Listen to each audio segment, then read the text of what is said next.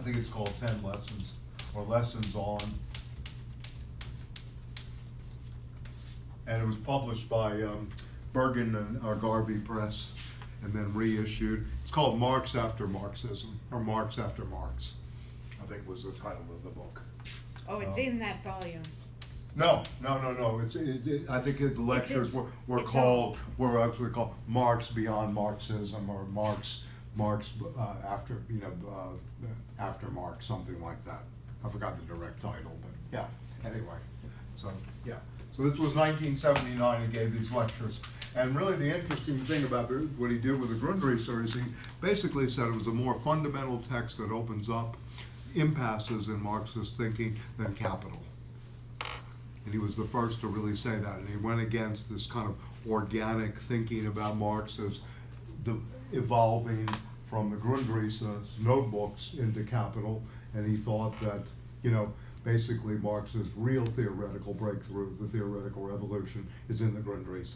Isn't in the that 7 Stanley's Well, yeah, he read orientation too? Yeah, he read Negri, yeah.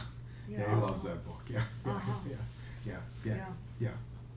Yeah. Stanley was mentioned in a podcast that Jacobin sponsors. Okay. They were talking about an essay that was published in Jacobin on post-work. I can't remember the guy who wrote it, but anyway, they did a podcast interview with the author, and they referred to Stanley's workless future. The jobless future? Jobless future. Okay, yeah. Okay.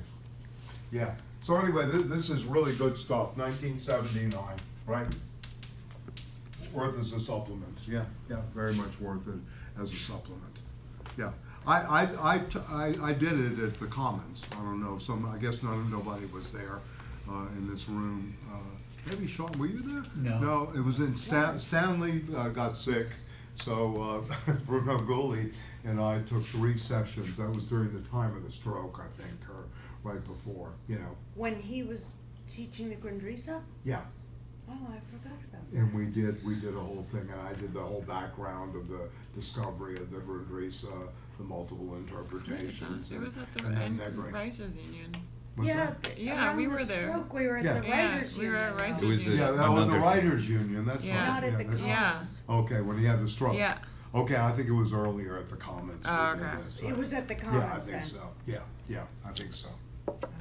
No, the Writers Union, it was Rick Wolf's knowledge in class, is when he had the stroke. Right, Right. exactly. Resnick and Wolf. Yeah. Yeah, it was during that, when we were reading knowledge in class. Really? You Yeah. were there? Yeah, I was there, I don't remember that. Yeah. We were reading Rick Wolf.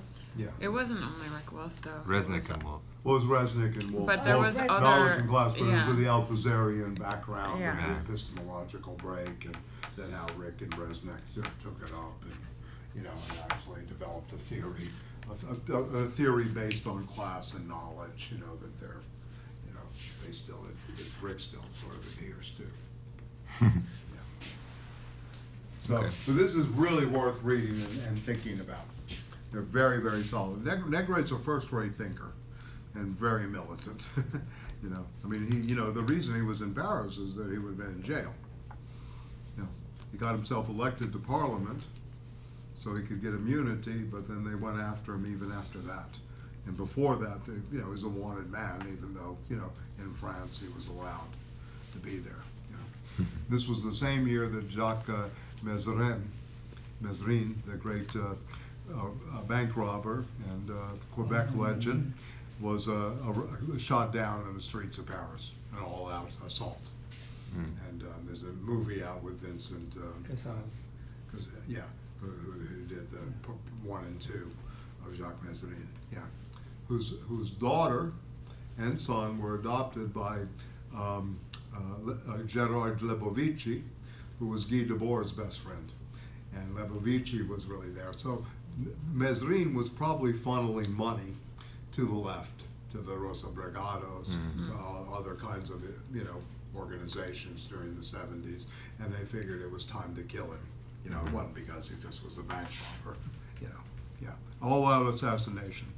Laundry truck pulled up behind it in front of his car. opened the laundry truck and they gunned him down.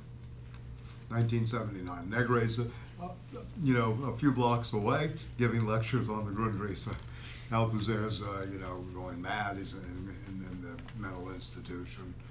He used to spend about 3 months a year inside for manic depression. I don't know what the diagnosis was, but probably psychotic breaks or something like that.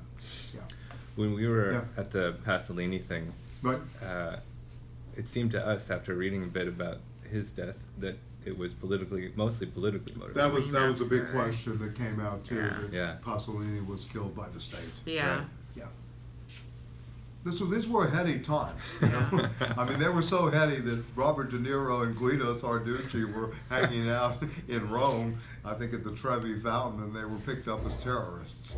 They looked like terrorists. And Guido Sarducci said, "No, I got that with the Pope. He's a good friend, the Pope." I love Guido Sarducci. I like that. Right. He assures me he don't smoke a dope, the Pope. I asked him. Terrific. But, yeah. This was a pretty heady time. Yeah, but the Italian Marxists were. I mean, this may be part of the interest because very, very creative work, culminating, in my opinion, in the 70s with these lectures on the Grundrisse, which set people reading the Grundrisse again. But 1973 is when we get the edition, and I recommend this highly, is to read. This was the Bay Area Capital Group. Martin Nicholas writes about a 100-page, 80-page introduction to the Grundrisse in the Penguin edition. Yeah, and it's a brilliant introduction to the Grundrisse, and he translated it from the German. In the Penguin, what year? It's the only edition of the Grundrisse. Okay. It's a big, thick one. Yeah. It's the So only. it would be the one I have. Yeah, the one you have probably. He has the introduction and he does the translation. It's very good. Yeah. This was part of the Bay Area Capital Group, which was a very high-powered study group on the West Coast. Kind of an extension, I think a militant extension of what was going on in the South and La Jolla, and all these places like where Marcuse was and Jameson and Stanley. Up in the North, they had a different kind of militancy going on. Yeah.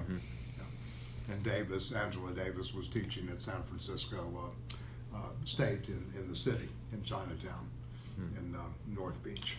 At that time, she could only get jobs as an adjunct. She was still on the blacklist. Yeah, then she got the job through her friend Bettina Apicather at Santa Cruz. Right, went after her father later.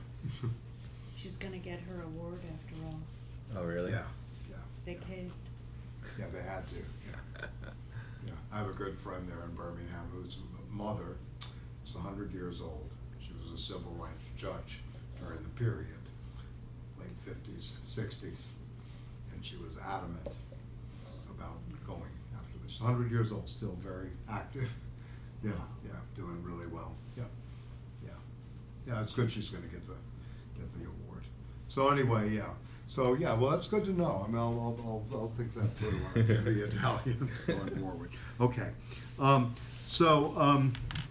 let me.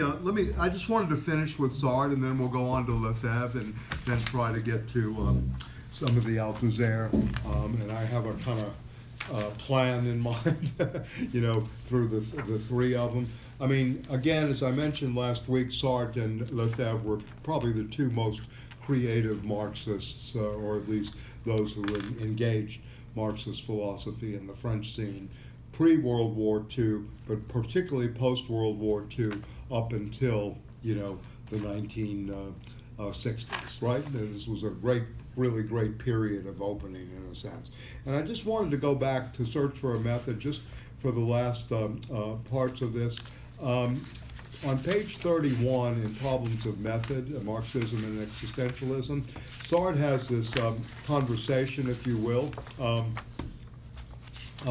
with Roger Garaudy, and Waldeck Robert was the other person who were the party, quote, philosophers and leaders. So Garaudy, we agree with Garaudy, top of page 31, Marxism forms today the system of coordinates which alone permits it to situate and define a thought in any domain, whatever, from political economy to physics, from history to ethics, okay? This is basically where I think Lefebvre and Sartre are both coming from, and this is party line, you know, if you will, during that period. Page 31. Yeah, page 31, first paragraph, yeah, of the Hazel Barnes translation in the vintage edition. Yeah, it's the last 3-4 pages before long footnote of the Marxism and existentialism. Anyway, so we should agree all the more readily if it extended his statement, and this is interesting, right? This is Sartre kind of summing up why existentialism is necessary, right? And he's going to talk about this vis-a-vis the notion of the individual, modes of life, labor's feelings, and the particular evolution of an institution or a character. To go forward, we are also in full agreement with Engels when he wrote in that letter which furnished Plekhanov the occasion for a famous attack against Bernstein. Georgy Plekhanov was the early party philosopher, of whom was Lenin's teacher, right? And very active, 5 volumes on the history of philosophy, including the materialist conception of history, a materialist conception of history. And Bernstein was Edward Bernstein, who was the evolution of socialism. Socialism was an evolved thing, not a revolutionary or a ruptured, kind of moment. It would evolve. But kind of the thinker of gradualism and a real, You're revisionist. total revision. Total. That puts it mildly in my mind. Yeah, anyway. All right? There does not exist, as one would like to imagine now and then, simply for convenience, any effect produced automatically by the economic situation. So you can see the whole notion of automatic Marxism takes its working premise for this. On the contrary, it is men themselves who make their history, but within a given environment which conditions them on the basis of real prior conditions, among which economic conditions, no matter how much influenced they may be by other political and ideological conditions, are nevertheless, in the final analysis, the determining conditions constituting from one end to the other the guiding thread which alone puts us in the position to understand. That's Marx. Okay? The economy in the last instance is how this becomes sloganized. It is already evident that we do not conceive of economic conditions as the simple static structure of an unchangeable society. It is the contradictions within them which form the driving force of history. It is amusing that Lukács, in the work which I have already quoted, believed he was distinguishing himself by recalling that Marxist definition of materialism, the primacy of existence over consciousness, whereas existentialism, as its name sufficiently indicates, makes of this primacy the object of its fundamental affirmation. To be more explicit, we support unreservedly that formulation in capital by which Marx means to define his materialism. And there's very long footnote, which I think is very good on the anthropological principle, the principles of knowledge, right, and pre-knowledge, and the prehistoric, if you will, and the falling into idealism versus that of materialism. And this is I'm not going to read all this, but it's very, very active in terms of the distinctions that Sartre is trying to make between idealism, pre-Marxist and Marxist, and that, of course, of materialism as the driving philosophy of our time.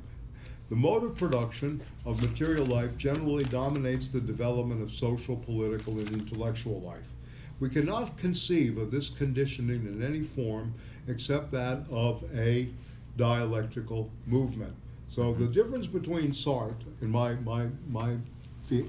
estimation and my reading, is that Sartre is always looking at the movement of the dialectic. It's never static. And he makes this distinction in the Critique of Dialectical Reason, which we're not reading here, but there is a distinction between the dogmatic dialectic, which conditions and also stays static, versus that of the critical dialectic, in which you're going to get movement, right? So Sartre is always looking at the movement and the tensions, right? Right? Yeah. Of history. I'm sorry? Of history too, right? Of history, yes, absolutely. That's the way history moves, as dialectical movement, not as a stasis. Yeah, Right. you cannot just think of class as static, Right. right? And this is a position for those of you that want to read how class works with Stanley. Stanley has a kind of Sartrean and a Poulansian position here that class is never a static entity, right? It is always in movement, and it is something that you can talk about women's movement as a class movement. Mhm. You can talk about the disability movement as a class movement, the Black Power movement as a class movement, right? Mhm. These are very important things, distinctions that people don't talk about, because class is always about the 1% versus the 99, or the economic haves versus the have-nots, and does not really talk about movements, right? Social movements in terms of forming a new class. Right? Okay? So it's very important to remember that this is a dynamic, rather than a static movement. Very, very dynamic. And he's criticizing Lukács for staying within the not understanding that existentialism itself is dealing with the living, concrete Right. individual, the living, concrete other conditions of existence. Because Lukács did not engage psychology, did not engage, everyday life, etc.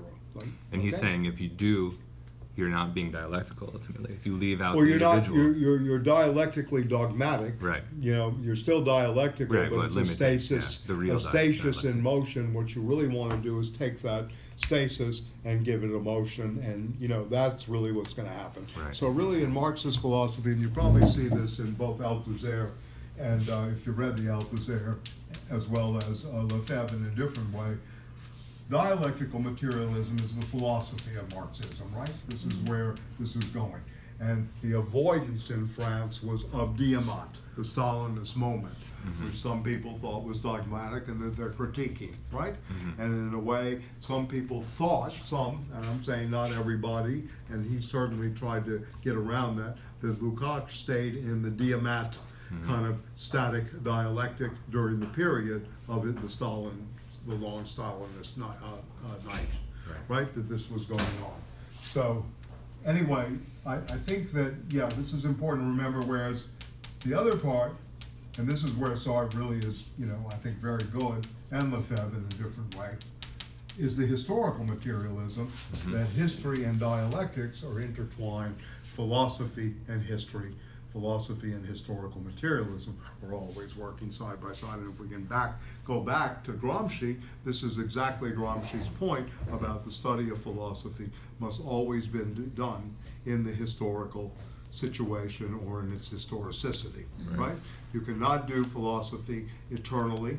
You cannot do philosophy as a system of eternal vérités.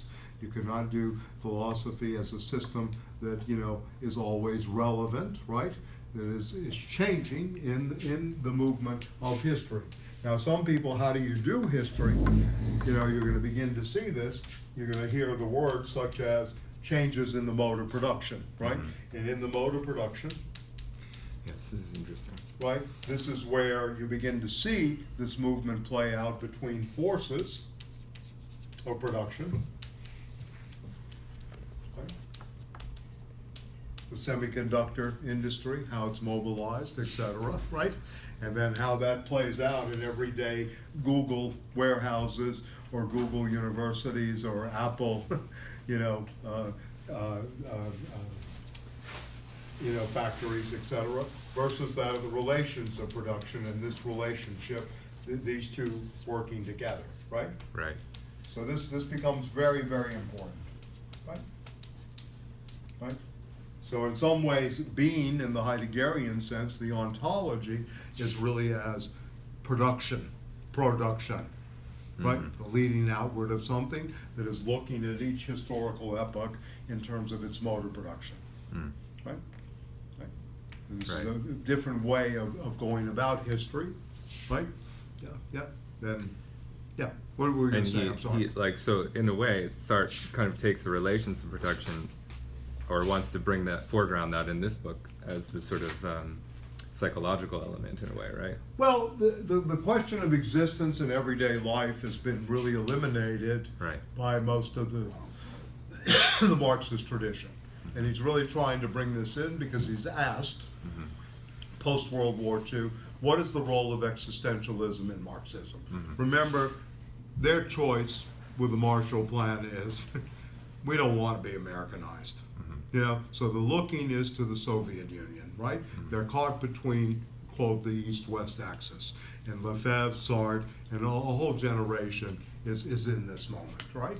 And so he's going to say, he's going to answer his critics that yes, maybe it is a bourgeois philosophy, but it also speaks to everyday life, you know, existentialism. Yeah. And that what existentialism does, instead of just essentializing in the economic sense, or trying to reach some kind of economic objectivity, right, only, it's really going to bring back in the question of the subjectivity or the question of the subject.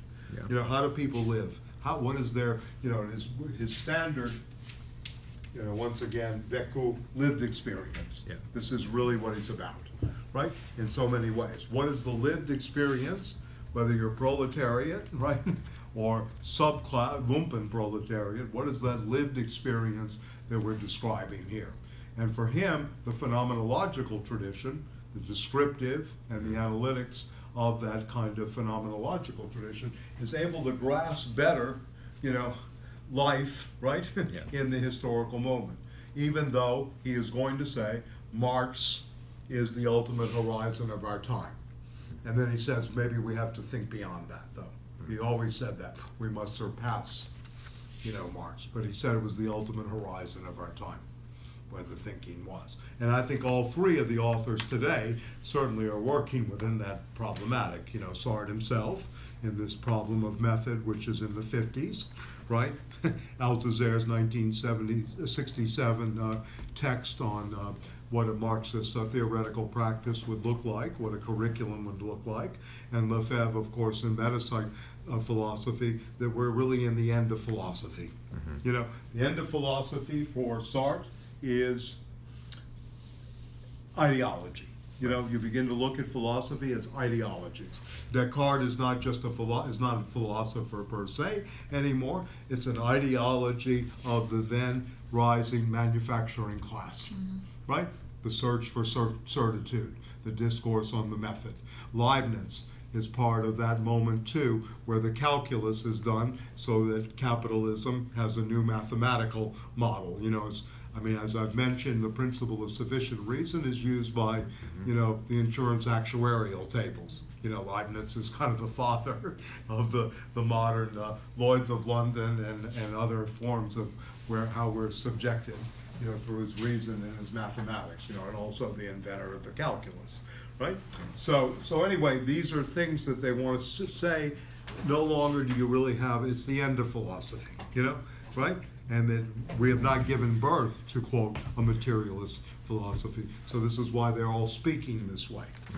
And it's interesting that this starts, right, in an active way, in an open-ended way, primarily in France after the war. I mean, there's some in Germany, there's some thinking about this, Delavolpe and Coletti in Italy, but it's really primarily in France, who seems to be, again, caught between this, you know, VJ Day, Marshall Plan, you know, on the one hand, and the Soviet Union on the other, right?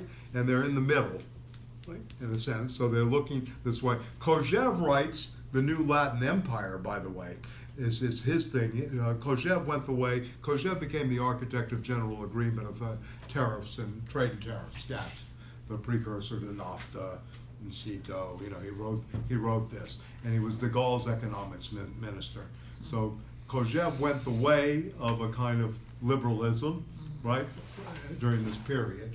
And he wrote during that time that the problem was not like Heidegger said, that Germany is caught between the US and the Soviet Union, or the problem that France was saying, you know, it's the Soviet Union or America. For Kojève, the problem was really that, you know, you had to create a Latin empire. That's what he really wanted. He wanted a Latin empire, you know. America to him, to Kojève, and this is interesting, he said because of its consumerism, this is a kind of communism. Everybody's got the goods delivered. You can go to the mall, put your credit card down and get whatever you want, feed your face, go to Wendy's, Roy Rogers, or wherever you go, Popeye's fried chicken, etc., which was pretty good sometimes, but anyway.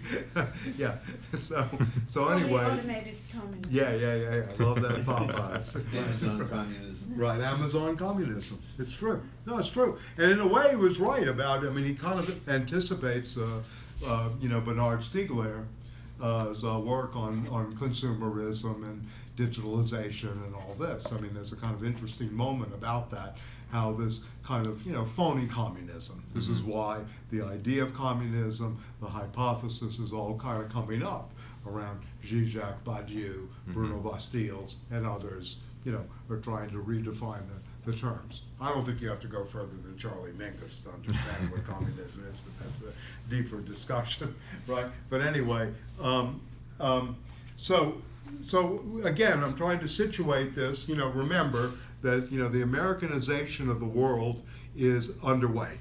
This is the enemy to all of these people in some ways. They look to the Soviet Union. That's another thing. 1989. This breaks down. You no longer have the other, at least in form, right? Not that anybody said we're going to be like, we want the Soviet bureaucracy or we want bureaucratic communism, but that left, right? That sent things into disarray. But from 1945 to 89, there was still this reference point, this referential point, this anchoring point that was still going on towards the Soviet Union. And I did mention to you, Sartre, to his credit, he denies and does not take the Nobel Prize. He writes how it's a bourgeois prize. He wins it for literature. He wins the Nobel Prize for literature. But he does win the Lenin Peace Prize. And he accepts that, but he goes and he gives a lecture. This is how clever this guy is. He goes and gives a lecture on Kafka and the bureaucracy in his acceptance speech. Pretty amazing. Yeah, exactly. So I don't know. I mean, I hope this helps, because in some ways he's trying to go well beyond that of, you need a outlet? I think over there, yeah. That he's trying to, think this through in a combinatory fashion, right? And in a way that is going to destroy any kind of static economism, automatic Marxism, mechanical Marxism, and any of these things, by understanding, yes, the mode of production is very determinate, right? And that the relations of production and the forces of production are constantly in tension and show us, how we, relate to each other, what's happening, and all this is very, very crucial. But at the same time, what's been left out of this is the question of the existent, right? The existing man of flesh and blood, the man who lives in the everyday. So both Sartre and Lefebvre, in my view, and I think this could be well shown, take their point of departure from the notion of everyday life. They're not like Heidegger, who just do it through Dasein analysis, but everyday life in the modern world, right?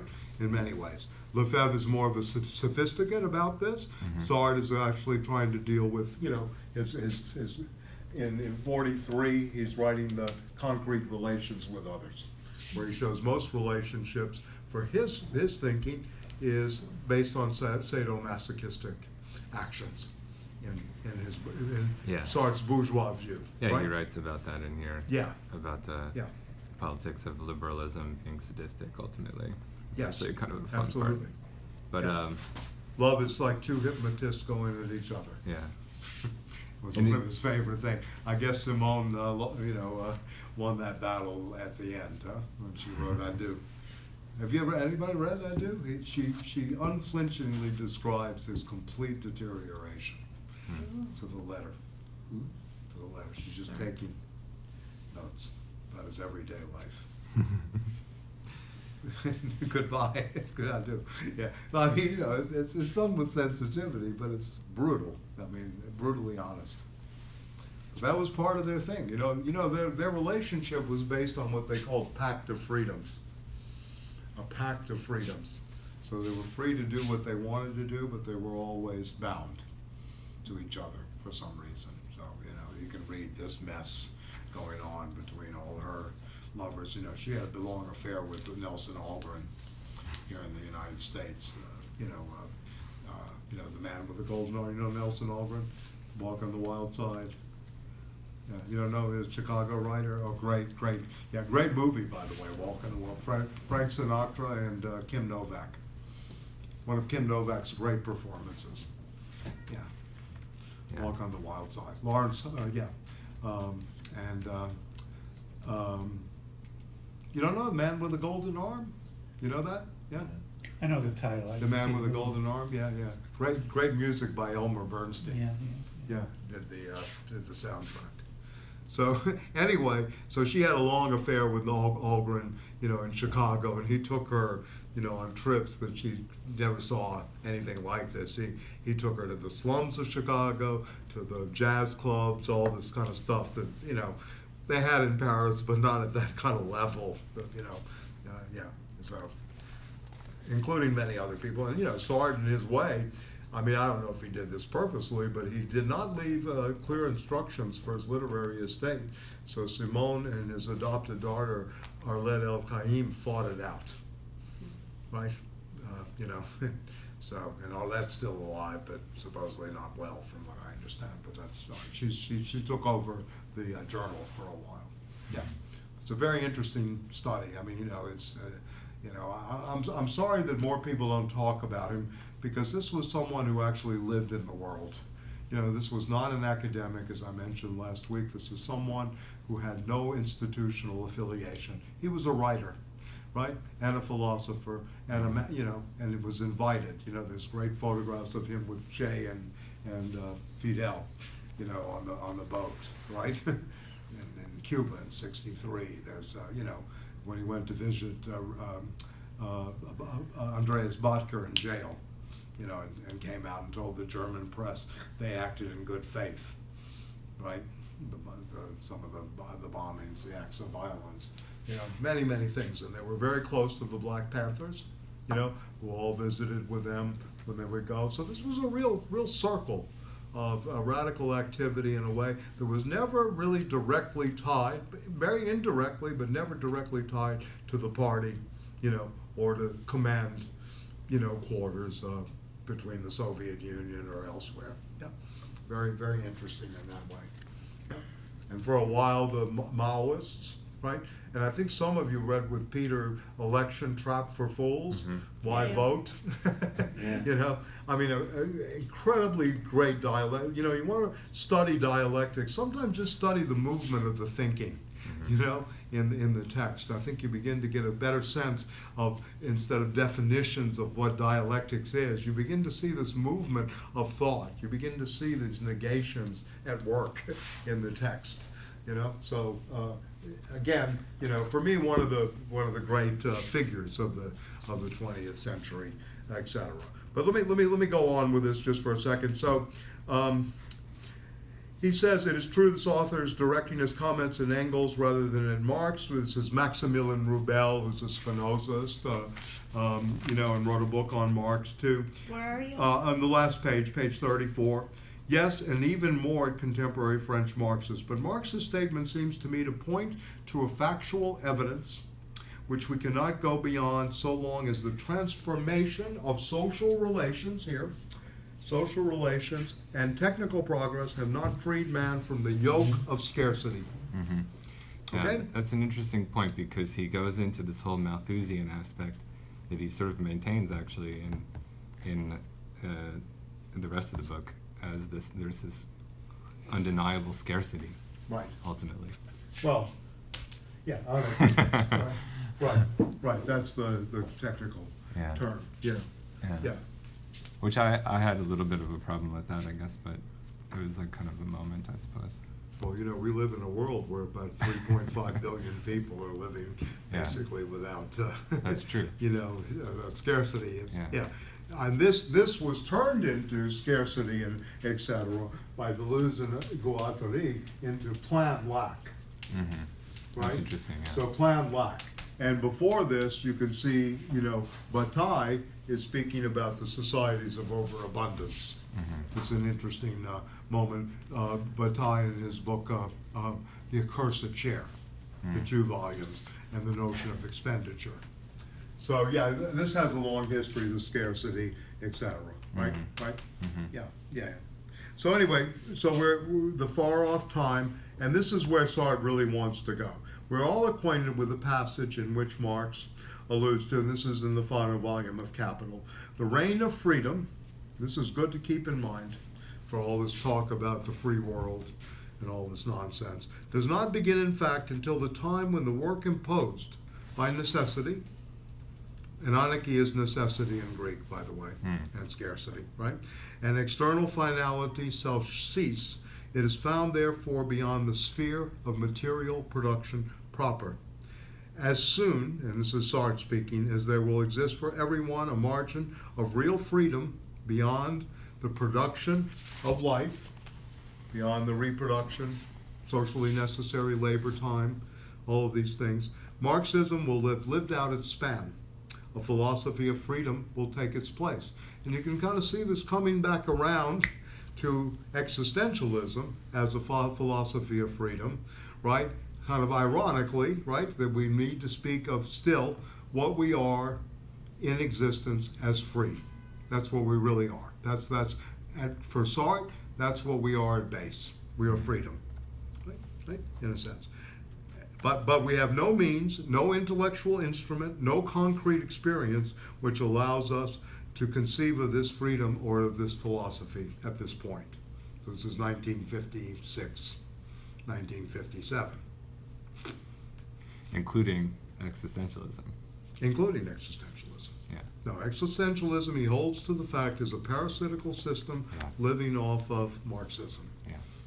Or kind of subsystem that lives off of Marxism. Right? As my father used to tell me, you can't eat books, Michael. And then I showed him Werner Herzog eats his shoe. I don't know if you remember that movie, but he had a bet with Les Blanc, the New Orleans filmmaker. Yeah, we're going to eat shoes instead. Yeah, anyway.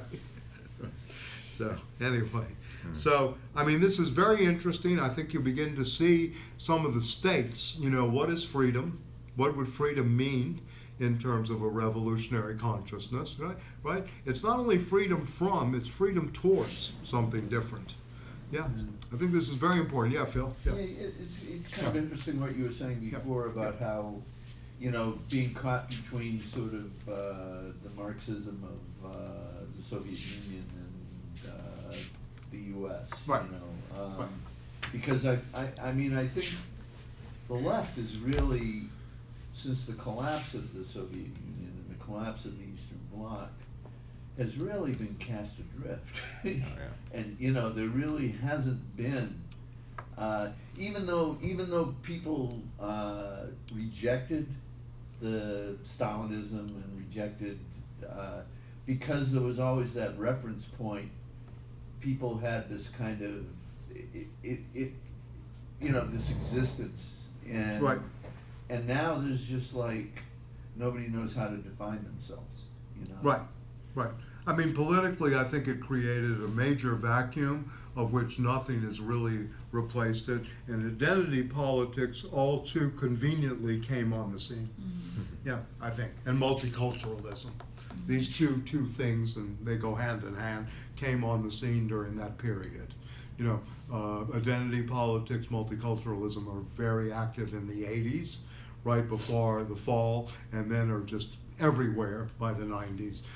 My friend Dennis Bro is applying for a job in Washington, film job in the state of Washington at Tacoma, University of Washington in Tacoma. It's in Paris right now, but he wants to get back to university setting and work in a PhD program. Anyway, everybody on the faculty has carved out a little niche of identity I said, Dennis, you're not going to get the job. I already told him. I said, it's an interview. I don't feel bad, but you're not going to, unfortunately, because everybody's got, they're either L, they're G, they're B, or they're T, or they're some kind of sandwich, and they've marked out that little territory in terms of, and this kind of comprehensive. I mean, one thing that I still very much admire, and I think is very necessary today, and without it gets us always into trouble, us meaning quote unquote whatever left we have, is that the totality of involvements, right, or the larger pictures are not really thought through anymore, right, and the interconnections are not thought through. So there's just a little thing, that's racist, that's sexist, that's ageist, that's that, right, etc. All these new isms, right, or ists, right, that are used as identificatory terms really reduce thought to nothing, to almost a kind of, in my view, it's a new kind of nihilism that comes out of the politics of ressentiment, in a way. It's kind of interesting to my mind. It's kind of a new politics of ressentiment in many ways. Yeah. Yeah, I remember listening to a guy. Anyway, a guy in San in trouble Francisco, for this, but, this Trotskyist who was, after the collapse of the Soviet Union, was saying, yes, now Trotsky? we are going to be the ones Oh, yeah, who good lead luck. the way. Yeah. And luck. I was like, Jeff, be careful what you Wish for. That's right. Yeah. But anyway, it's always good to situate this, in that moment. The United States was not, the Americanization of the world is something that these French philosophers and writers are vehemently and, consistently arguing against. They really don't want this. From Kojève, who went the way of a kind of, architect of neoliberalism and a kind of new elitism, in my view, if you read his letters to Leo Strauss, a book called On Tyranny, certainly Sartre, Lefebvre, Althusser, you see it in the filmmakers. The new wave, in a way, is an appropriation of the American gangster film and the film noir, but at the same time it is an attack upon Americanization. Godard spends the entire 60s attacking the Americanization of the world, right? And understands this very well. I don't know if you've ever saw the movie 1+1, but he's got people in a Hilton hotel. So he has Stalin and Hilton as an anagram, right? Right? Like this. He does this in the film. It's kind of interesting, and he's reading pornography, Lyndon Johnson and Brezhnev. It's a kind of very interesting thing in a film called 1+1, which is actually the recording suggestion for Sympathy for the Devil, Mick Jagger, Keith Richard, and recording session. Very, very interesting film. 1+1. He made it in the late '60s. But he was very good at the anagrams. Moving forward. So again, this kind of anti-U.S., but at the same time, anti-Soviet bureaucracy. Very, very interesting in a lot of ways. So what happens here, I mean, just to do, again, a kind of, and this is generalities one in history, but anyway, especially in France, after the 60s and into the early 70s, and once the Gulag archipelago comes out from Solzhenitsyn, and all this is discovered, and as I mentioned, Merleau-Ponty, Sartre, and others all knew about this. In the 50s, they say, you put this in the hands of the bourgeoisie, they're going to destroy, So this was the beginning of the end for a lot of lefties, in some ways, as you know, Phil, very well.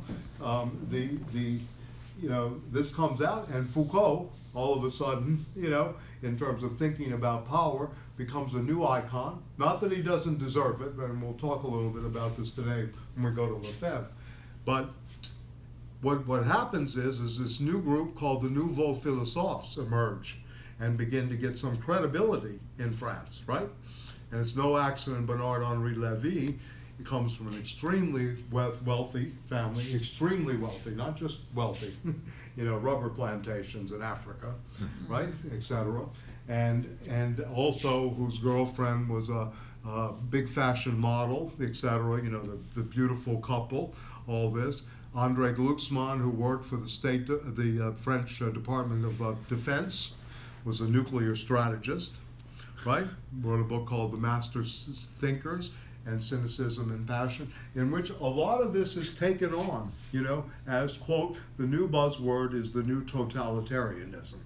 So there was no distinction anymore between German fascism, the German Third Reich, and Stalin, right? This became collapsed into one term, and Hannah Arendt already conveniently had the right term available to these thinkers, as did, Foucault in terms of, a new kind of ontology of power. Why is there power rather than nothing? Not why is there being rather than nothing? What became the new question. So this is going on in the 70s, whereas, in going back to Negri and company, in Italy you don't have that same kind of reaction. Because what happens in Italy is you have the historical compromise. You remember? Bélanger is elected as the head of the Communist Party as the premier of Italy. Italy actually has a Communist Party member as head of the government at that and during this period, right? Which is very, very interesting. Yeah, and there's a different movement. And of course, his wife goes to church on Sunday, so everybody talks about the church and the party's compromised in the one family, right? But anyway, so to me it's very interesting. And then in the in the 80s, of course, in France, there's a kind of full circle back to this kind of what we're getting in the States right now, this kind of Mitterrandian moment, this kind of new socialism that's going to be socialism with a capitalist face, right? Right, or capitalism with socialist rhetoric in a certain way. So Mitterrand comes in, and this was an opening for a lot of the academic intellectuals. There's no accident, and again, to my mind, that Derrida is in meetings on education. Roland Barthes is hit by a laundry truck after he comes out of a meeting from Mitterrand. He too many signs, I guess, going on, who knows.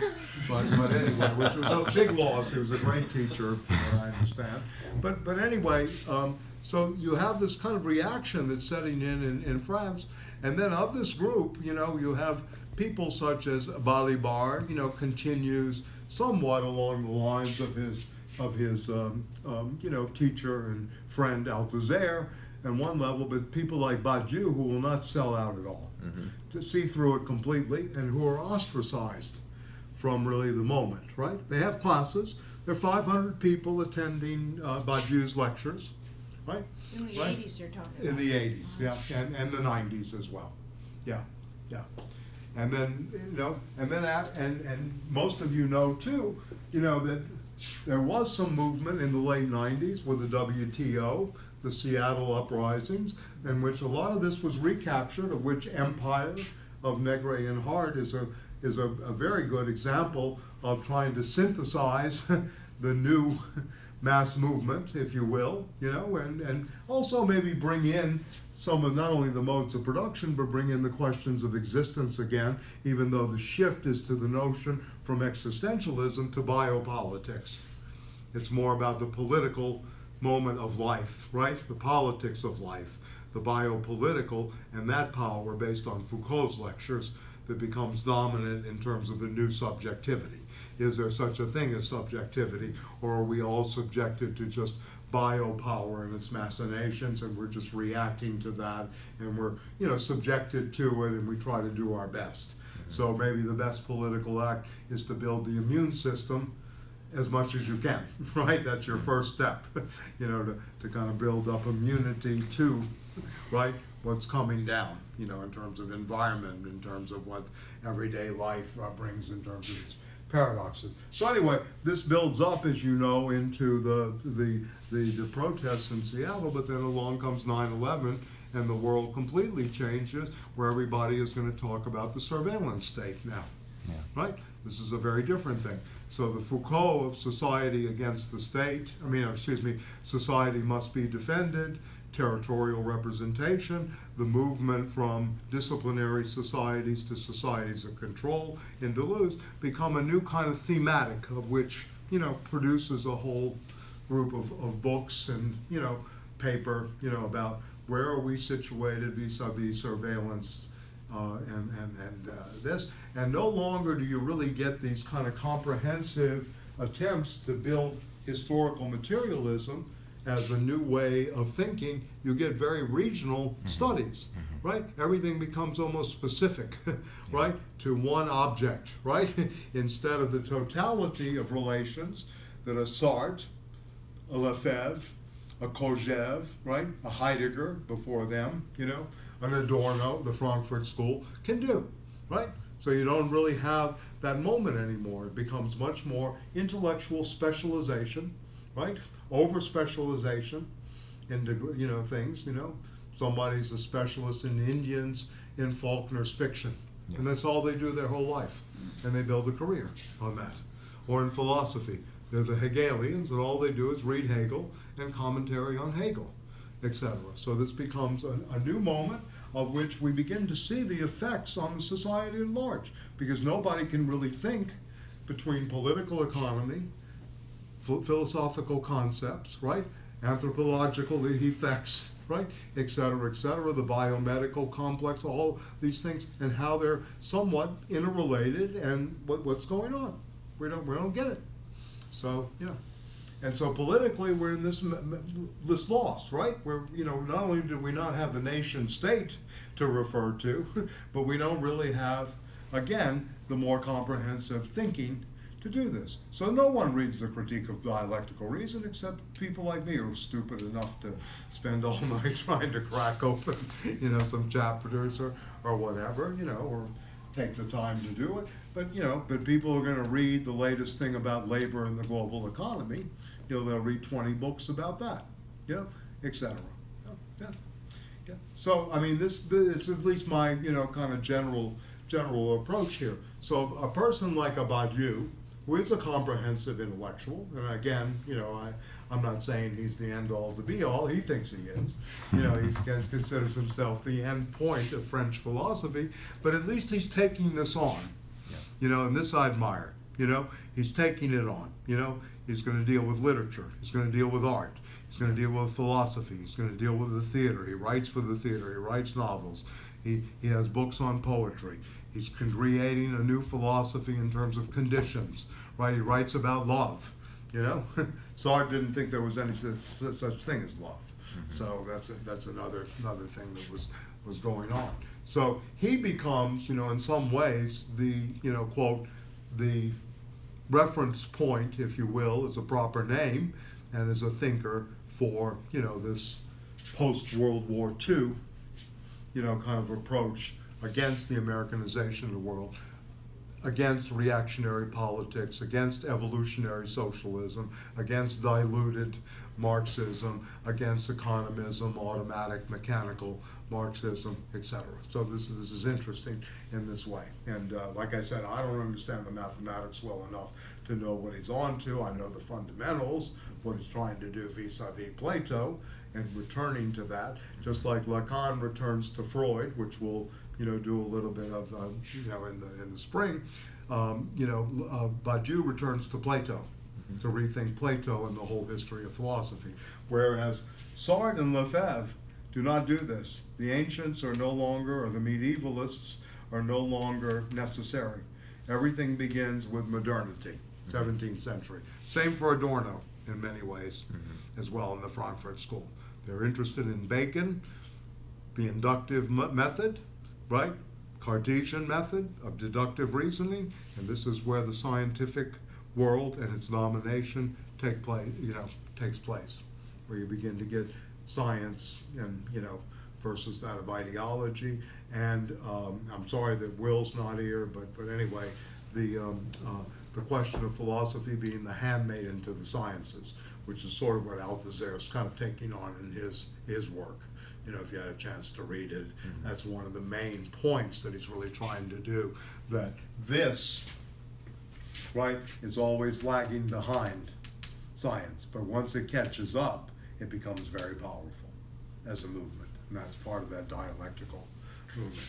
Sartre never really engages science as such, like like Althusser wants to, eventually. So anyway, I don't know. I hope you get a chance to look at this more of this the progressive regressive method at the end, I think is very helpful. He takes this from Henri Lefebvre, by the way. I mean, I'll just point out for those of you that have the book and also have it online, on page, the last section, the progressive regressive method and problem of method, is really what he takes from Henri Lefebvre about totalizing movements, right? And I'm trying to see, I think he actually has a footnote on the movement itself. And in this section too, he has almost all these Heideggerian references to the project, Yeah. et cetera, the event. Yes. So Yes. that makes sense. I mean, when you begin to talk about, look, Sartre, the interesting thing about this, and I can't emphasize this, we're cast into this world, we're thrown into this world like Heidegger says, the Geworftheit, our thrownness, and the only way to live in the world is to have a project. Yeah. If you don't have a project, in some ways, you're dead. This is, like the Cartesian moment. If you're not thinking, you're not existing, right? The cogito for Sartre. Unless you have a project, right? In some ways, you're not really living. You're not really living up to the, human beingness that you are, or, etc. So the project is always important. He begins his existential psychoanalysis, his movement, that goes, I think, more beyond Freud, that we're not just a mass of drives. He's really arguing against drive theory in the sense that that we still have the freedom to choose somewhat who we are because of our projects, right? Right. It's an interesting question because it opens up the old question of freedom, right, versus that of determinism.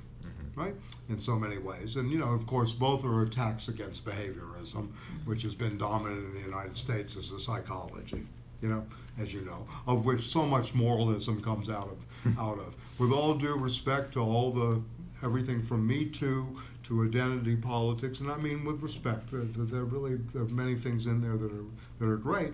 What happens is it becomes, at least in my mind, reduced to this kind of moralism. Right, in a sense. Yeah. And this doesn't get anybody anywhere. This is a reductionistic thinking. It's not thinking anymore in some ways, right? It's not thinking. Yeah. So anyway, to go back to this again, the Sartrean moment is important because the existential psychoanalytic project is investigating people, how they choose. Why do you choose to be the way you are? That's the question you have to ask in the therapeutic encounter. Also, what do you make of yourself? It's not what you are, your class background, etc. That's all important, but what you make of yourself, right? What you make of yourself. How do you explain that? Yeah. How do you explain some people? I think I told you the story of my friend who got polio before the vaccine was evolved and became a exceptional stock market trader, etc. Why is it other people in his group just capitulate to the disease? But he chose to live as full a life as possible under the conditions, right? After thick and thin. And after he had the polio, he was in a car wreck that broke his neck on top of everything else after having the polio. Yeah, but you would never know it when you talk to this person. There wasn't a trace, at least in the active sense. I'm sure he thought about it, of resentment. Why me? Why did this happen? I'm sure these questions were asked. But at the same time, why do some people choose in that situation? And this, to me, still is an essential question, because if you're going to really have a movement, right, you have to build a movement from the conditions of existence, right? Not only because you're hungry, right, or you think it's right or wrong, right, or that because you believe in social justice, right? You have to choose, right? That choice, the courage to really choose, And with Sartre, and the thing that's attracted me is that with freedom comes enormous responsibility, and it's a burden. Freedom is a burden. Everybody thinks you're relieving yourself of burdens, but for Sartre, if you read this carefully, going forward, that freedom becomes a new kind of burden, a new kind of level of responsibility. Because you have to act as if you're acting universally for all, right? And one of the great examples of this in fiction is Camus' The Fall, the 1952 novella he wrote. Jean-Baptiste Clément's the model is Jean-Paul Sartre. Yeah, so it's very interesting. And in 1952 he wrote that, which opens up a whole nother trace, another dissertation, if you will, on Camus-Sartre relationship and how that falling out took place between the rebel, you know, and Francois Janson, Sartre's interlocutor and good friend, who argued with Camus that The Rebel was a reactionary book. Yeah, in a way. Yeah. So this opens up another, you know, story in this long history.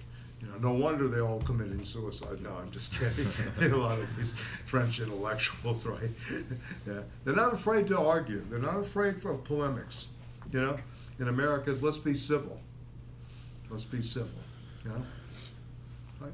In some way. So anyway, okay. So maybe I'll move on unless there are any thoughts about Sartre, or you know, like I said, this is a preliminary, the problems of method, which is a French thing going back to Descartes.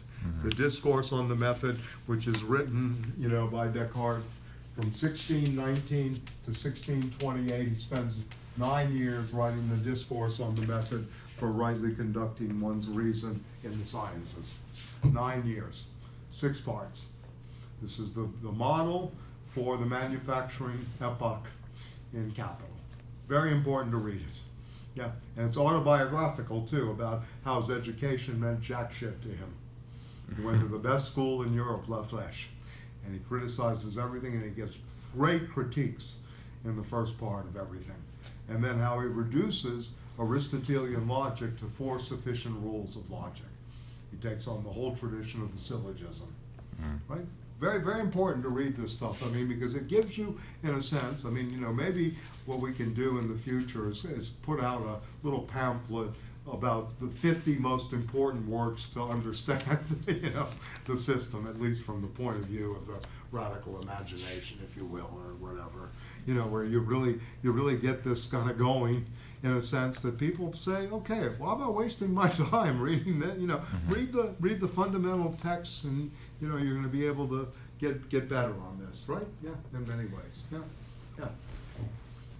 I mean, what I find Okay, yeah, please, like yeah, super interesting Yeah. about this book is that it really does show the historical materialism, kind of the dialectical materialism at the same time. Like, Yeah. After the first chapter, he goes through like so many kind of obscure references to French history Yes. to show, you know, the outcomes of all these situations, and sort of in a way, you know, kind of give Marxism a projection in the future through reading the past in a way, through Right, history. right. The second You know? chapter, and I'm sorry we don't have time to read this, but I mean, we could do, you know, a whole year just on Sartre's, Yeah. you know, Yeah. period here, the transition to Marx, you know, if you will, you want to call it that. Or as I call it the transition conversion period for Sartre. The interesting thing in the second chapter is the problem of mediation.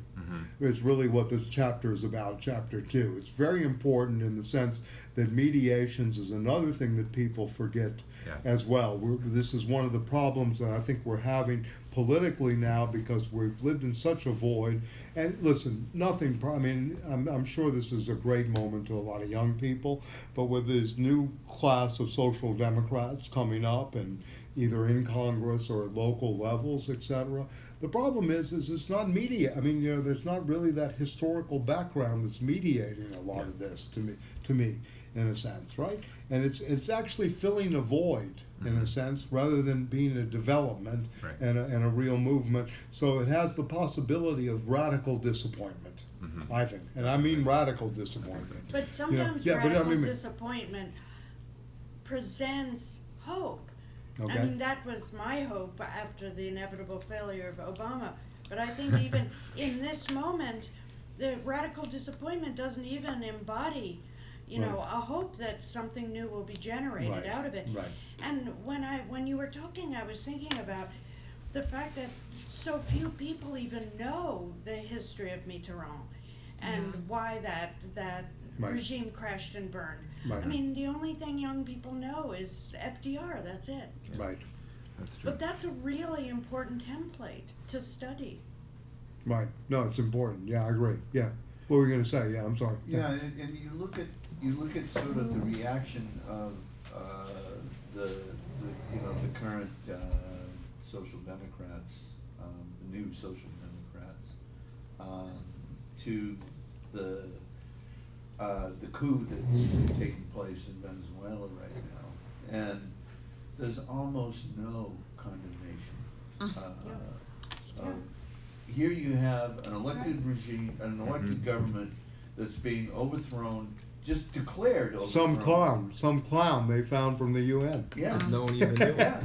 They found him on 42nd Street. Yeah, The yeah. new pornography right there. 42nd Street becomes crazy. find a political ally at the UN right, on the other side of 42nd. And there are only 3 U.S. Congress people who have Yeah. condemned it. Who are those? Ro Khanna. Ro Khanna Yeah, was the Rogano, first. I know that. Yeah. Yeah. I'm wondering. Well, yeah, Ro Khanna. So Cortez did not. Tulsi Gabbard. Tulsi did, and the new young Muslim woman From- from. But Minnesota. Ocasio-Cortez did Yeah. not. No, she No. retweeted, She retweeted, Ro Khanna's yeah. with no commentary. She Right. just retweeted Ro Khanna, like 24, And not the 48 best hours thing that later. Ro Khanna put out. Yeah. Right. It was just a thing of well, we should have negotiations, Negotiations. Yeah. That's what they said about Allende. Yeah, I know. Yeah, till boom. Yeah. And I mean, if you talk about history, there's no understanding No, it's a of sad why point. Yeah. the current regime Right. is in failure. That Kissinger said, make the economy scream first. Right. But when that didn't work, then you drop the bomb. Well, the interesting thing is that no one has brought up the Washington Consensus or the Chicago Boys in this context of the same kind of policies are being employed against Venezuela. With different variations, but fundamentally it's the Yeah. exact same stuff that went on in the 70s, that went on again in the 80s with the Reagan period, the Brady bonds during the Bush administration, and then of course, the economic warfare. And still one of the best books on this is Michel Chossudovsky's book called The Globalization of Poverty. He is really sharp on that. He's a conspiracy person, but boy, it is a good book. I'm telling you. And the Bolivian case is excellent. The way he actually dismantles what happened in Bolivia. I mean, it's a bit dated, but the fundamentals are really there. I really recommend this book. I've met him. I mean, he's really like, I think he's an agent from Moscow, but anyway, I have no problem with that, with all due respect to Roger Stone and company, and Jared Kushner. Anyway. There's I don't know if you've seen this, Phil, but see this on social media, that there's a humorous movement in Venezuela now. Yo me declaro, like I'm gonna declare myself Yeah, to right.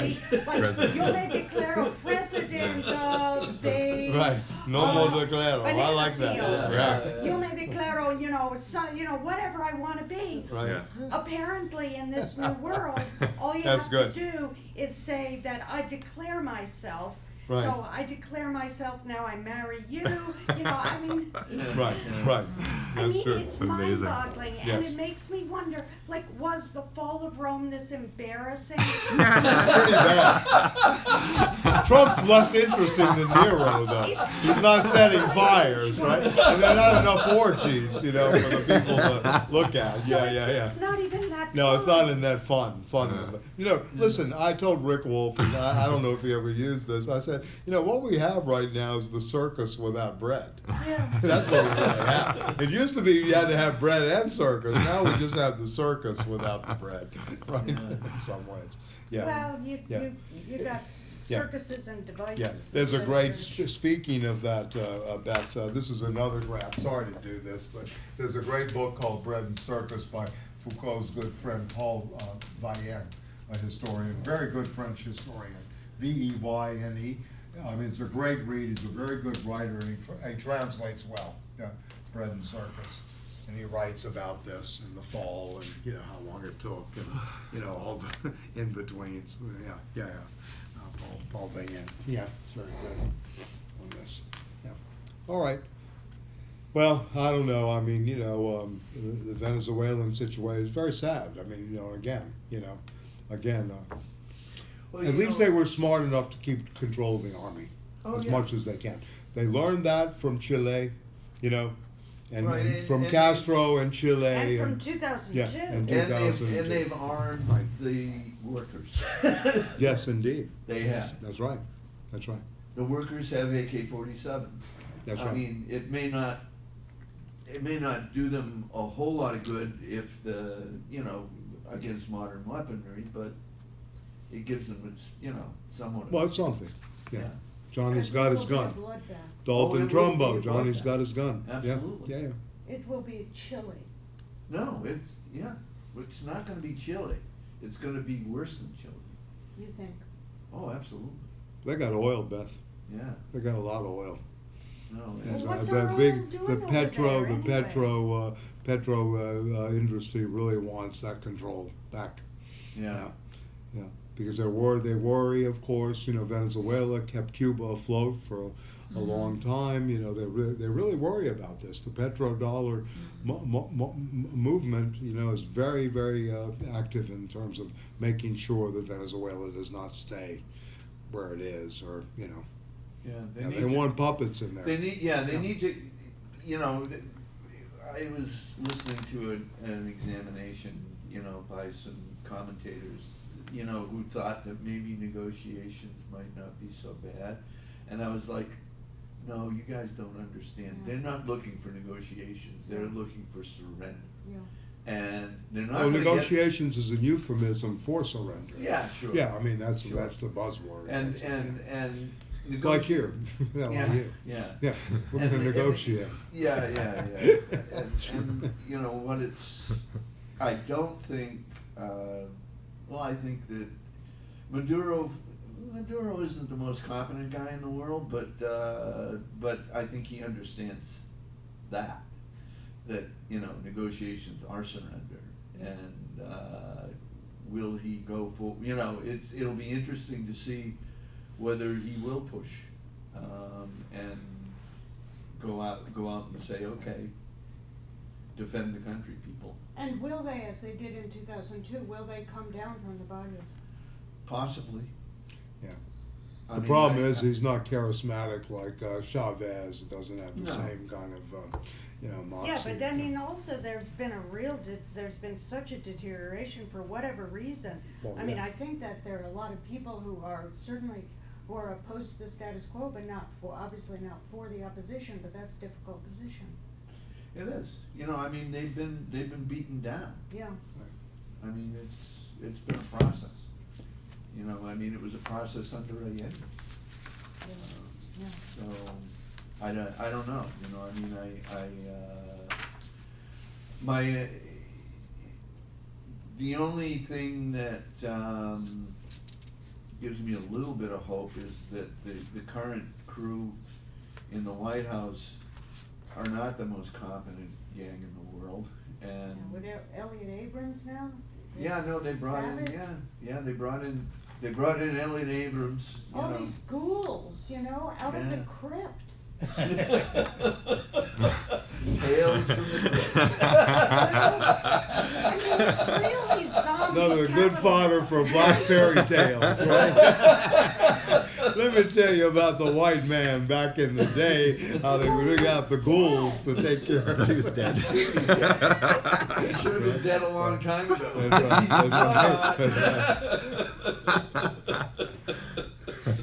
Anyway, all right. I read something that they were in negotiation with China to sell oil, but not in dollars. Right. And that would be incredibly threatening. Well, Oh, that's yeah. what took down Saddam Hussein.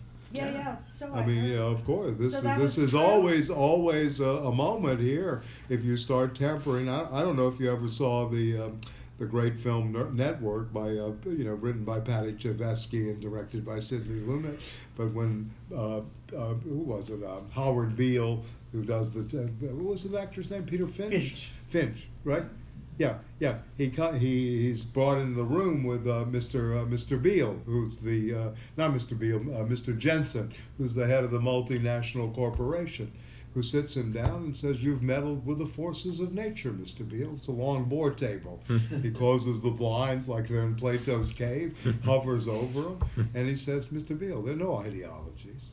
Do you think they sit up all night in the Soviet Union asking whether Karl Marx says this is the right thing to do or the wrong thing to do. No, Mr. Beale, they bring out their calculators and they figure out what their wheat crop needs are. And then they negotiate on the international market. He goes on, there are no ideologies, Mr. Beale, no ideas. They're only dollars. Petrodollars, Eurodollars, he's going on 70s discourse, etc. And he's right. I mean, this is, in a sense, all that's really being thought about is where is the common currency, and the common currency is the US dollar.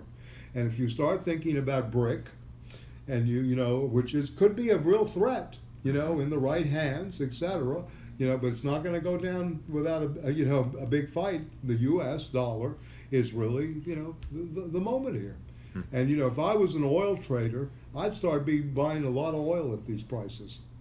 I think it's going to go up, the price of oil. I don't think it's coming down. I mean, I think you're going to begin to see a kind of thing where they're going to start saying, oh, this is what's going on. The Chinese want to trade in different currencies, et cetera, et cetera. You're going to start seeing petro go from 52 a barrel up to 60, 65, and I remember it topped out, 130, 135. But it doesn't matter now so, because yeah. we already killed the pink tide in Latin America. Yes, that's right. With the commodities crash. Yes. So it doesn't fucking matter. It can Right, rise now. right, that's right. I wouldn't be surprised if that was engineered with the Saudis. Oh yeah, of course, of course. Yeah. Sure. They have the Because currency they to do knew so. that it of would course. kill Brazil. They Of course, knew it would of kill course. Venezuela. Of course. And it killed Venezuela. Right. But I think, I really, I mean, the idea that you can have a civil war in Venezuela and sort of just, start pumping the oil out of there is a fallacy. Yeah, no, I agree. I mean, the United States gets a third of its gasoline from Venezuela. A third. Really? Yes. Sicko. Not just, well, Citgo sells to everybody. Yeah. Citgo is the they have the refineries in Texas. We get a third of our gas from Yeah, Venezuela. yeah.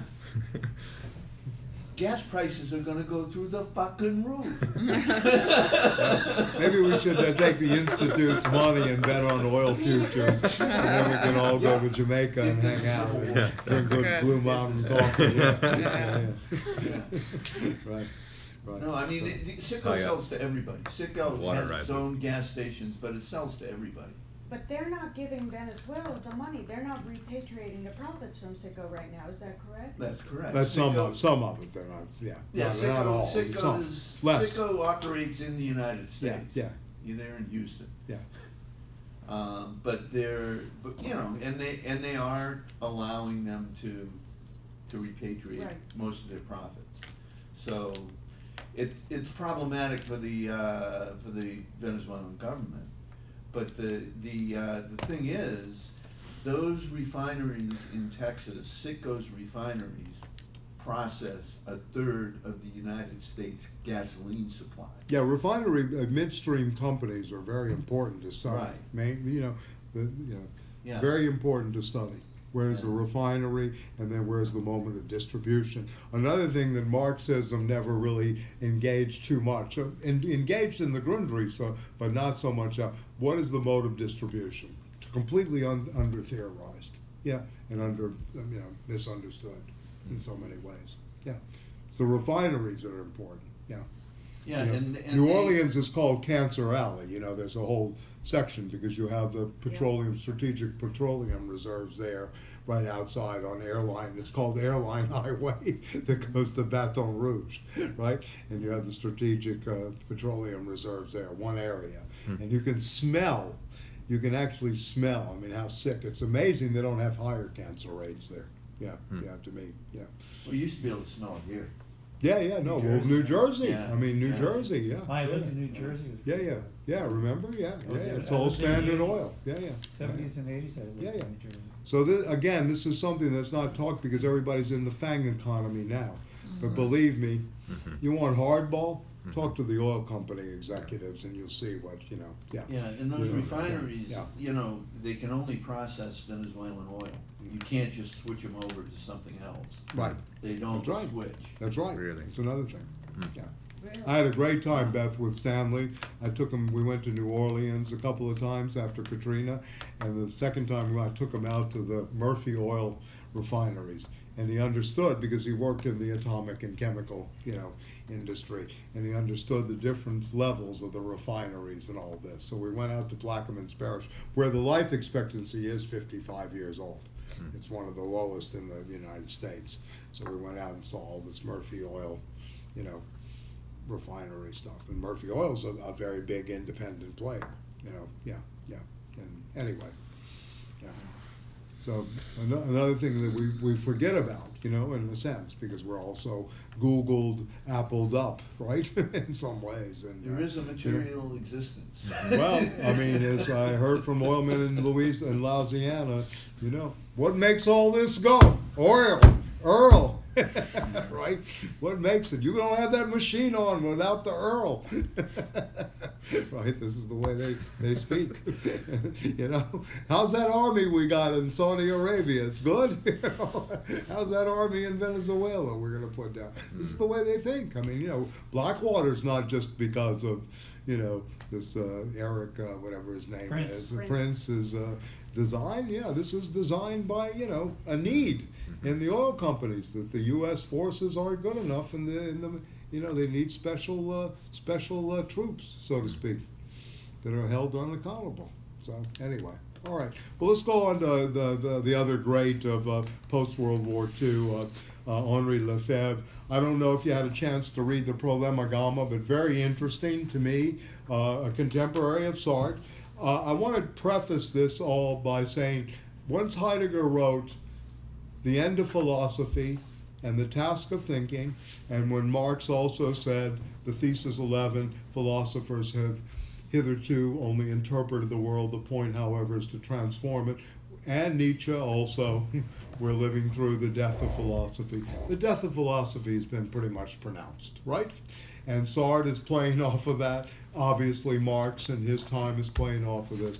And Lefebvre is taking the task of thinking and the rethinking of what philosophical discourse would mean at this end of a conjuncture, right? This end of an epoch, etc. So he's going to begin to look at, what philosophers have done since Plato, being hunters of forms and building systems and structures, right? So I think it's very interesting the way he goes about this. So the first part of this, the Problema Gamma, is an attempt to look at systems, right, historically, right, which he calls stabilities of the real, right? And, you can remember here he says the table shows the uneven development of forms. This is on the first page of chapter 1. This table, which needs further completion, seeks above all to show the uneven development of forms, systems, and structures, the entanglement, and this is interesting, between ends and beginnings, right? Very much Hegelian in this sense, that the end is the beginning is the end, right? In many ways. Destructurings and restructurings that history gives us, right? So it's important to distinguish, not to dissociate the two major forms of creative capacity. And I like the way he does this. Two great Greek terms, both Plato and Aristotle. The poiesis, which literally means to create, and praxis, which means to act. Action and creation, right? Both Greek terms. The poiesis literally means to make and to be creative. The act of poetry is really the first act of creation, right? Yeah. And praxis is action.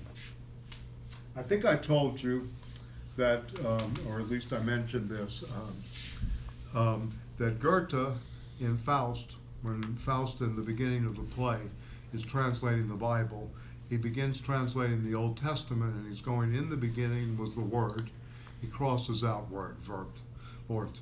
Then the second, in the beginning was the Spirit. He crosses out Geist, right? Spirit. In the beginning was the force, right? The Kraften. Crosses that out.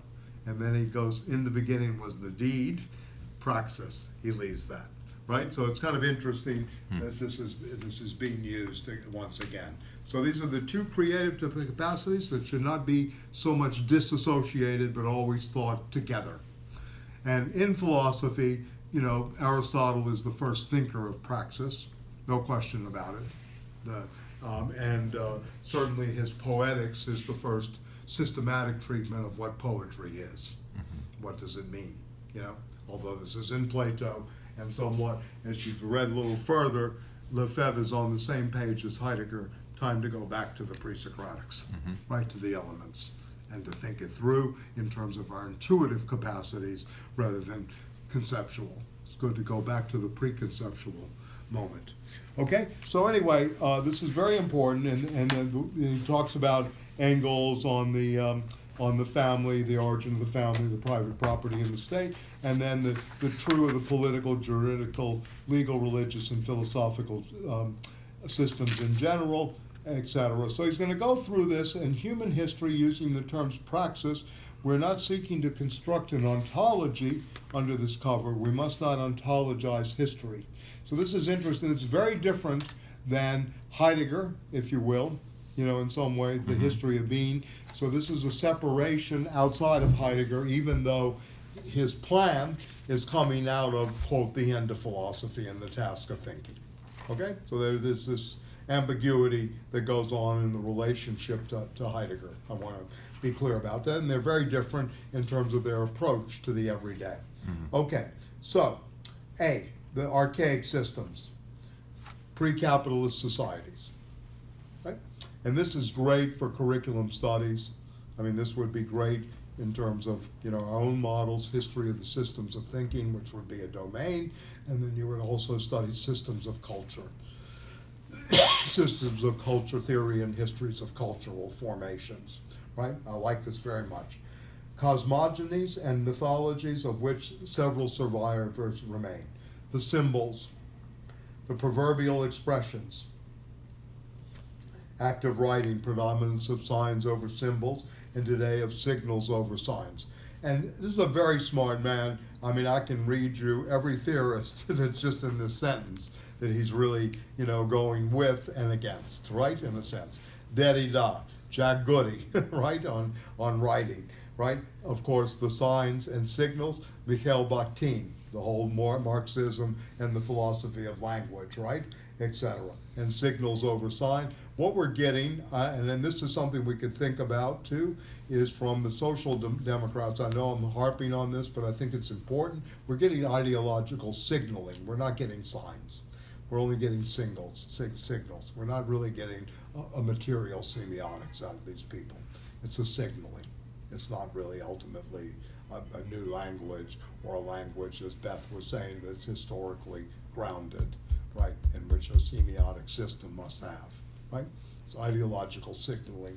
If you're interested in this philosophy of language, Marxism and the Philosophy of Language by Bakhtin, or Voloshinov was the name, it's authored under, is very much worthwhile reading. Okay, so then he goes through all these things, the signs of the zodiac, symbolism of elements, language and objects, symbolism of dreams, and you can see here you have Bachelard at work, Freud, etc., the astrological horizon, etc., right? Cosmological thinking, this could include, if I was going to study this, you could go back to the geocentric universe of both Aristotle and certainly Plato of the Timaeus. Very, very much. The Atlantis discourse, right? Back in the ancient society. Okay, secondly, the transitional systems.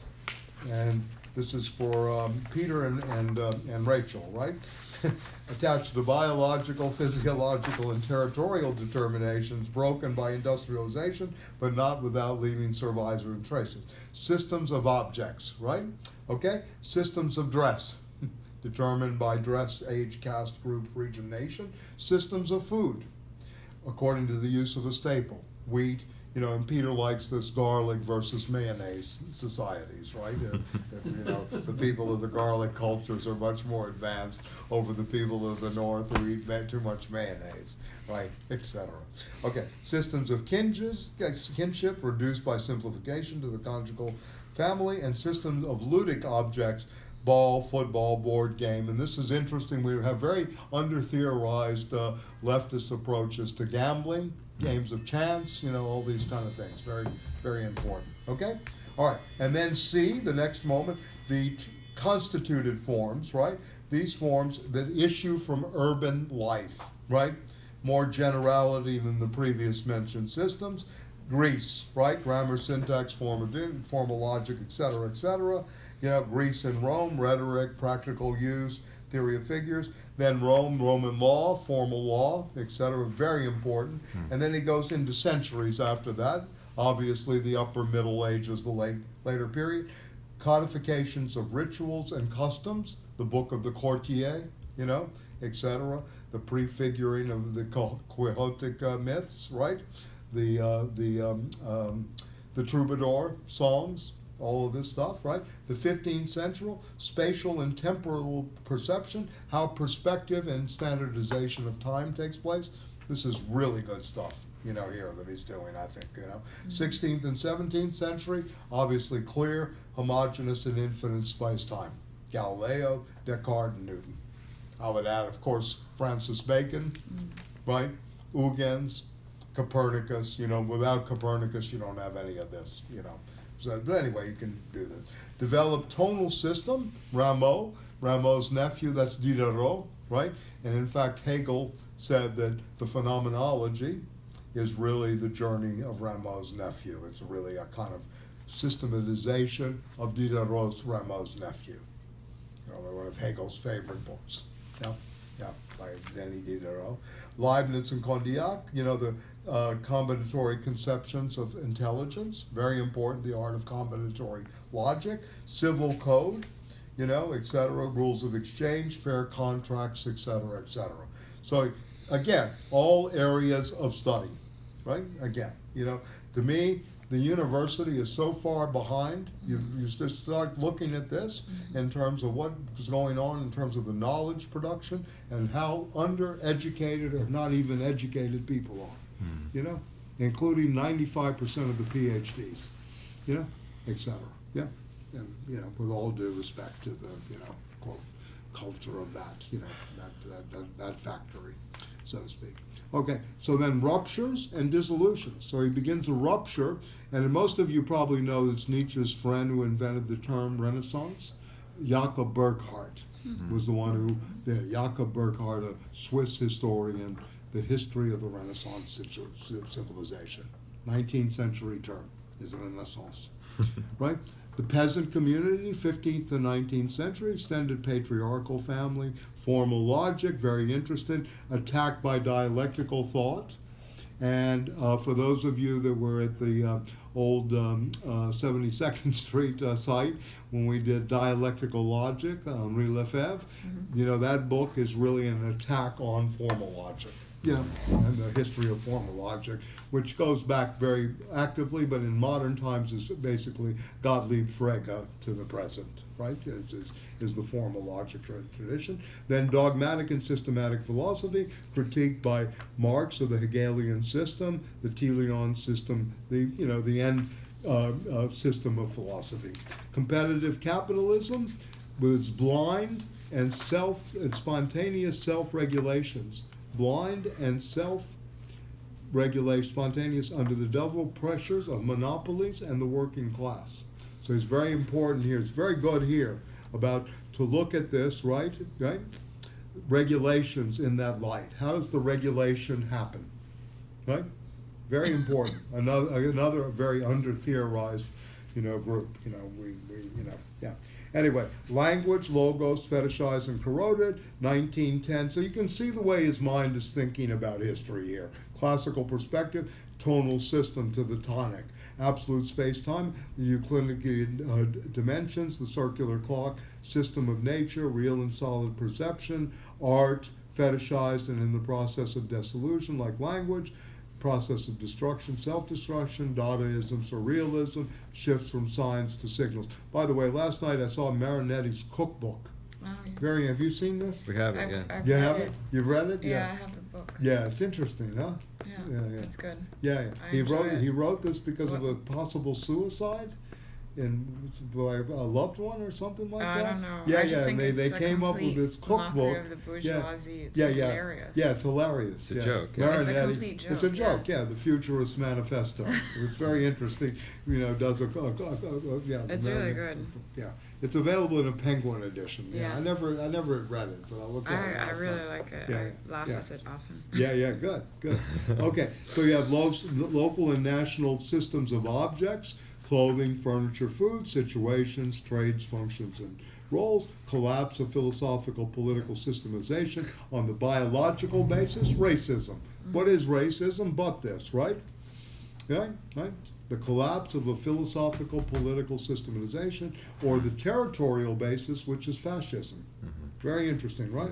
Collapse on a class basis, socialism as constituting a completely autonomous system in full development, and the capitalist system, one being in full degeneration, right?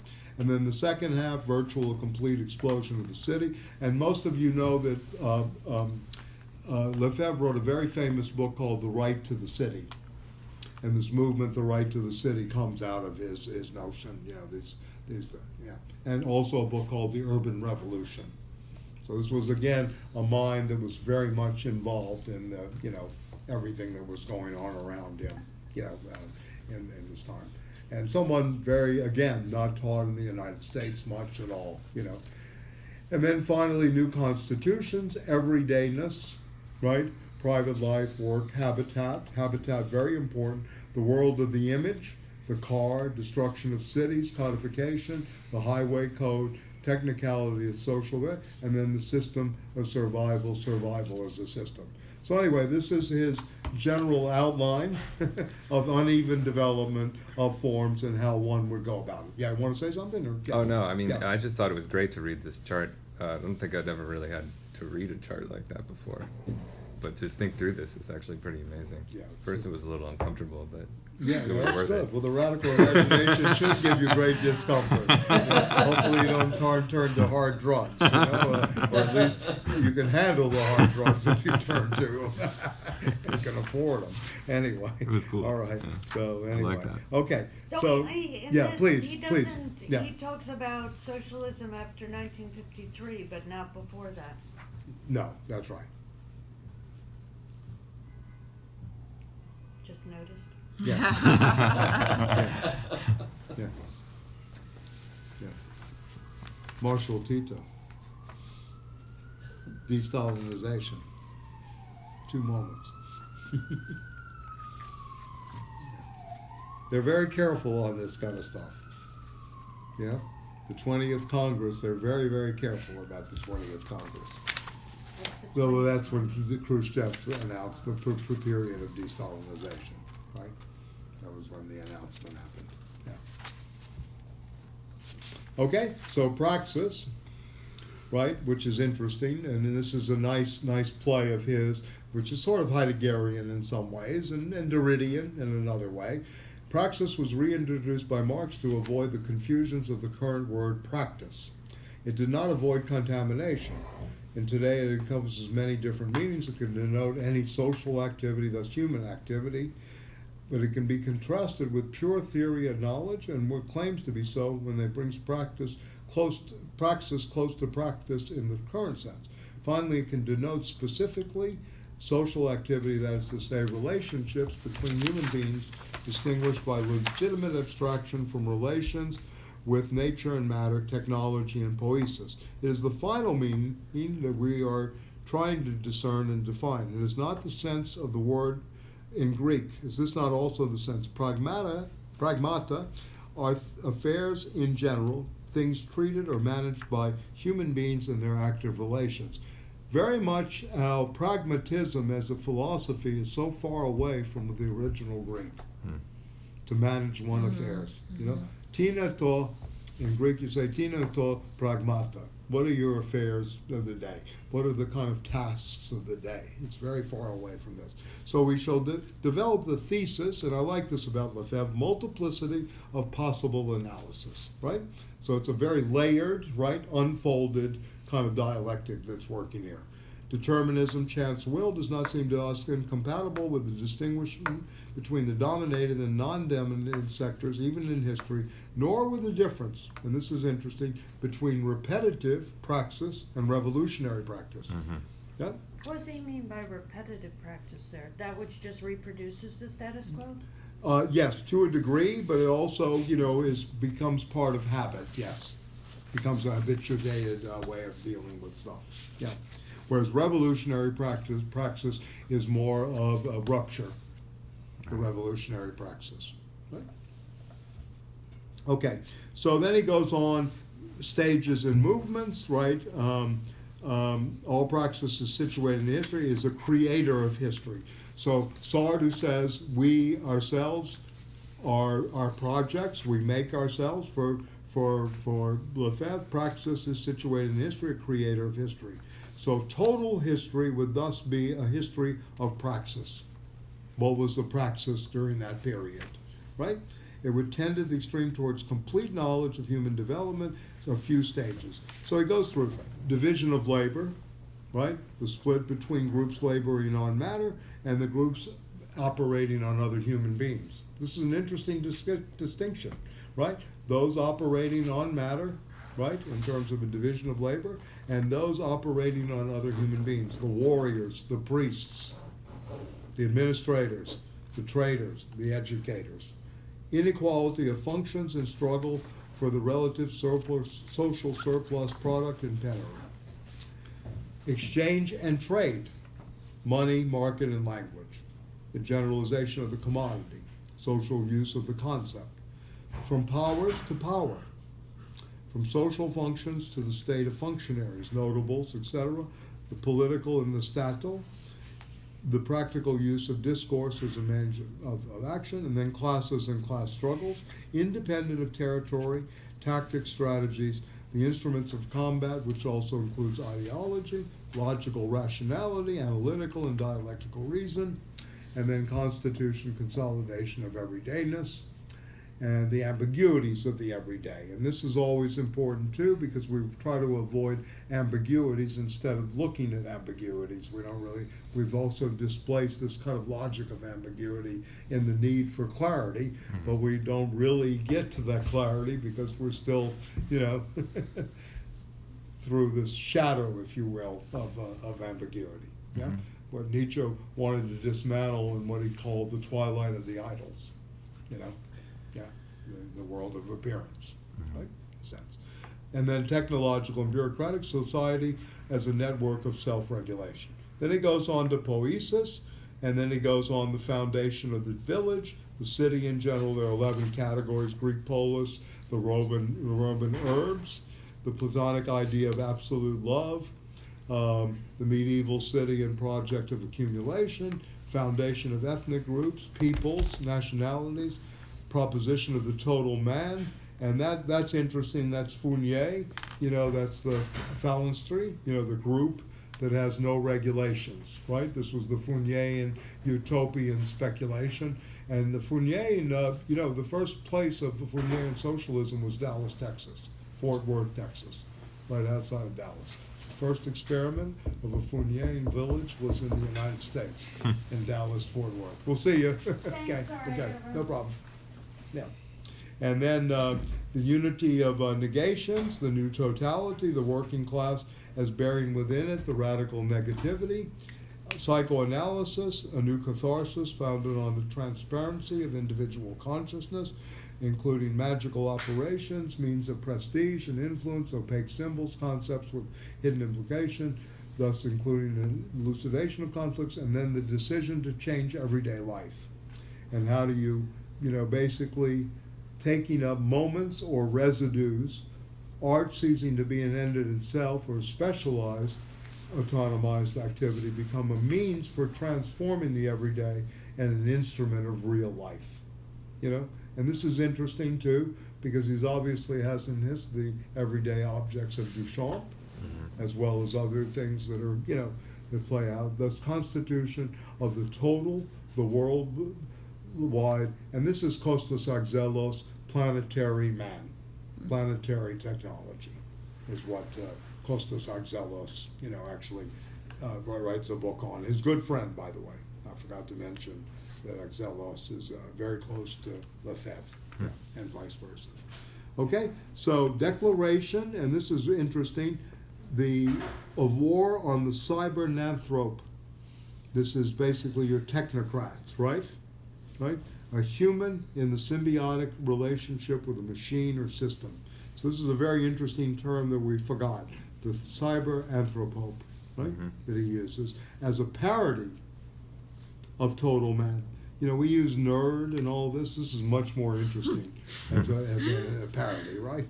Oh, so you're a psi nerd, cybernanthrope, right? Instead of a nerd, huh? You can see this circulating at MIT next week, right? Tell Anyway. Elon Musk he's a Yeah, cyber to nerd. Elon Musk, right? Yeah, to be integrated into practice with the elucidation of practical. So anyway, very interesting, right? Praxis, poiesis, and then he's going to go on to a classic term used by both Aristotle and Plato. Plato in the 3rd book of the Republic, if you're interested in this, the 10th book of the Republic.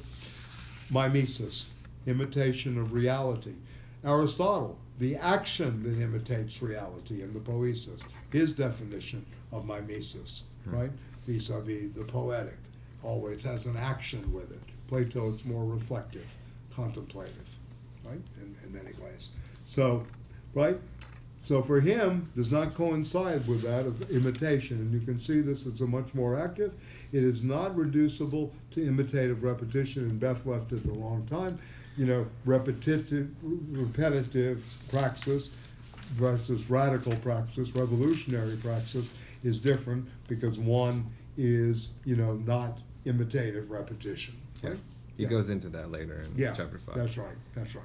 But Well, yeah. So go ahead. that is talk. different than Yeah. Plato, right? Plato, the mimetic is, The enemy. yeah, you know. So he's sort of reinventing this term, or sort of reassigning meaning to this term to give a Well, it's new reformulating it. Right. Yes. Yeah. Yeah. credence. Yeah. Yeah. Yeah, in a way. Yeah. Okay. Yeah. I mean, he wants to look at this of, it is inherent to educatability, right? He talks about the master, pupil relationship, disciple and pupil, right? And the pedagogue with disciple and pupil, the relationship of parents and children. It makes possible exemplary, Right. parenting, et cetera. Role models, if you will, affiliation. And also inherent to the relationship of legislator and citizens. That's another thing. Why we should be always critical of what we see on stage in the political sphere, no matter how, quote, progressive they may sound. Right? Right. Very important to remember this. I think Lefebvre's giving the prince and his subjects and the gods and their worshippers. Let's look at this imitative, reflective, repetitive praxis of the imitation, right? Etc. Right?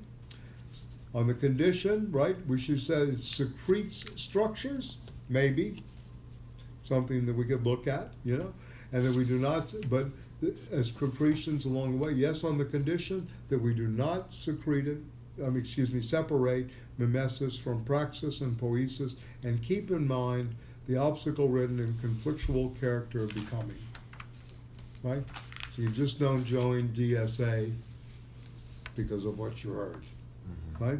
Or what you see repeated, right? In a sense. It's interesting in a way how these movements, right, in fact attract people, right, based on a lot of the principles that he's trying to, talk about here. What is really happening in this mimetic relationship? We all know it's shit. We know we're getting a rotten hand. We know the die is cast. We know the game is rotten. We know all these things, etc. But then the problem is what's being cast out as quote unquote solutions, and how do people join into that so easily, right? How does the mass, in a sense, either left or right, become so easily taken in, right?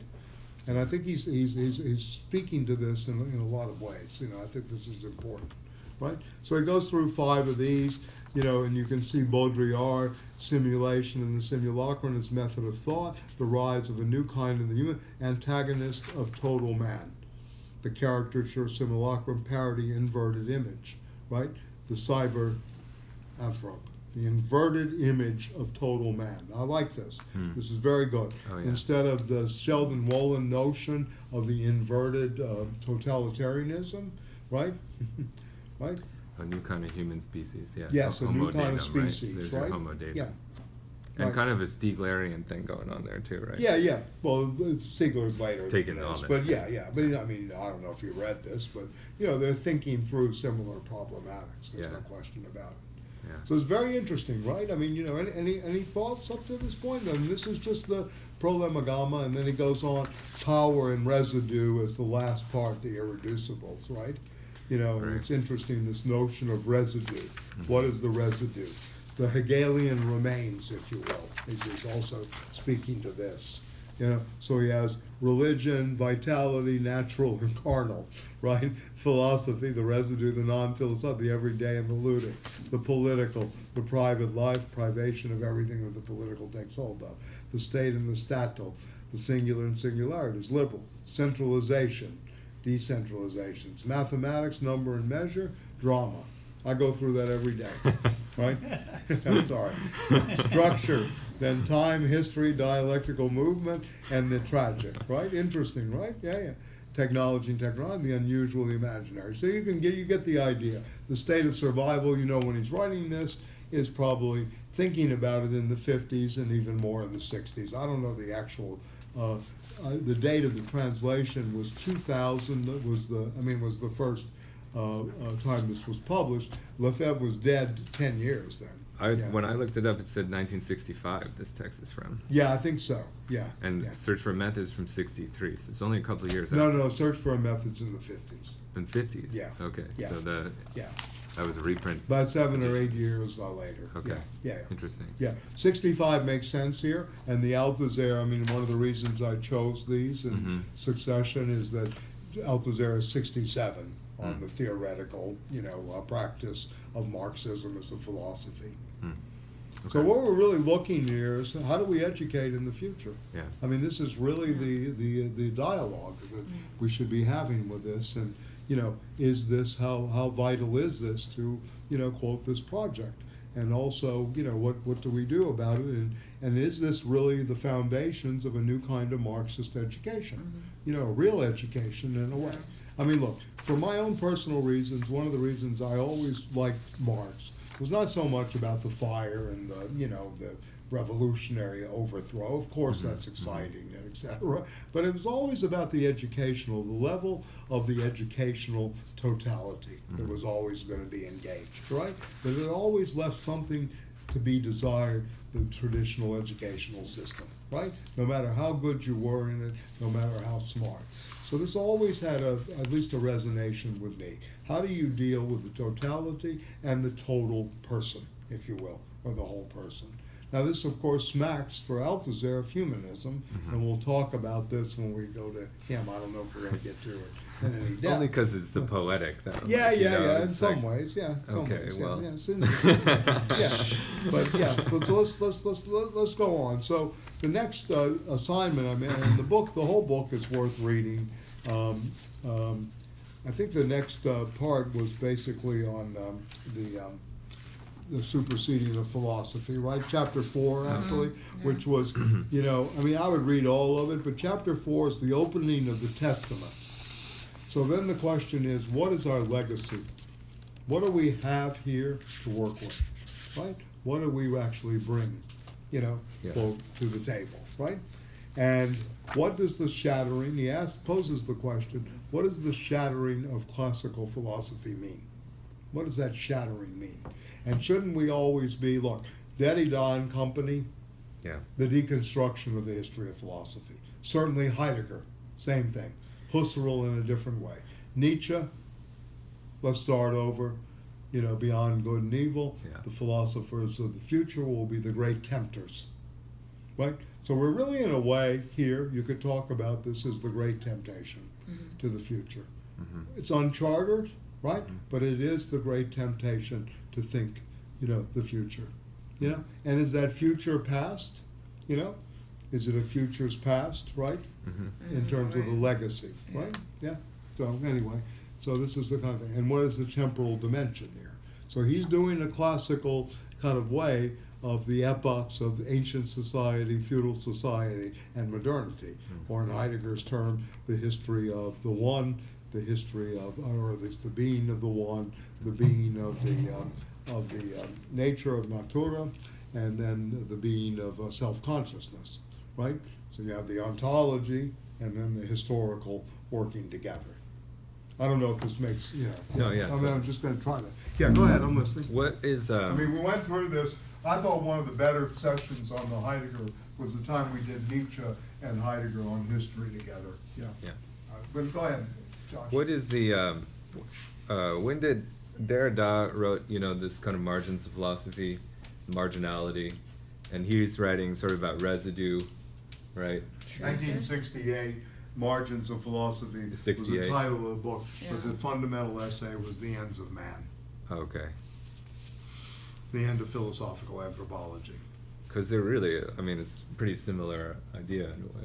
Well, yeah, I mean, these are revolutionary. Yeah. One thing about philosophy, or at least to my mind at this level, is they're all revolutionary. They're not maybe on the same page. Right. There may be humanist residues or humanist, Right. legacies in all of these thinkers, but in the same sense, they're interested in the overturning of the old to Yeah. make way for the new. Right? There's no question about that. So, you know the standard Marx, you have ancient slave society, that's the Greco-Roman moment, right? And then, of course, the next transition and destruction, is the feudal society, right? And this is, a formation of a semi-Eurocentric, Judeo-Christian, perspective, right?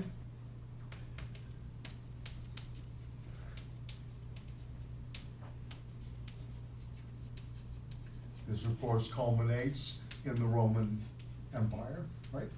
Politically, that epoch, right? Which folds into this too.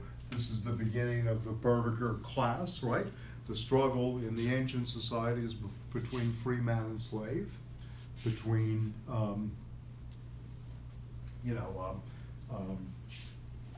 patrician and plebeian in the Roman language, right? In feudal society, it's the landlord and serf, right? You begin to get the term of gentry, from which we get gentrification, right? You begin to get the beginning of the guild master, right? And the journeyman labor. This is classic Marx at work, right? Classic in a sense. So feudal society, but small little businesses, merchant class, the burghers, which morph into the bourgeoisie, are starting to emerge here, right? In many ways. And then, of course, you have, after this, modernity or capitalist society, right? So I'm just going to do this as a kind of Lefebvrean exercise, if you will, Michael Pelias attempt here.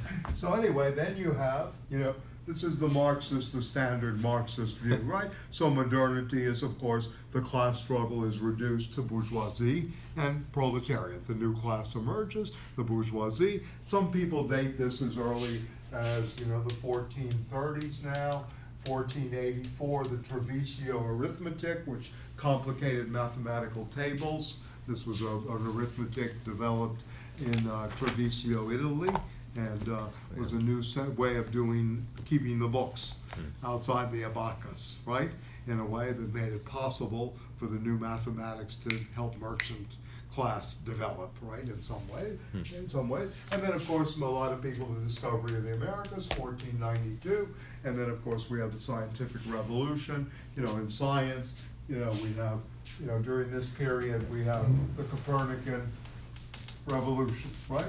We're going on in science, right? The Copernican revolution, which destroys the old Ptolemaic, Aristotelian concepts of time and global view, right? The perspective from the geocentric to the heliocentric.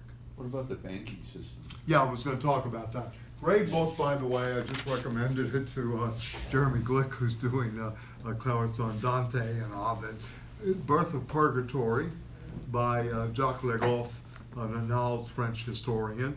Yeah, the banking system starts around in this moment here, and you could say purgatory in Dante is the beginning of interest-bearing capital, right, in some ways.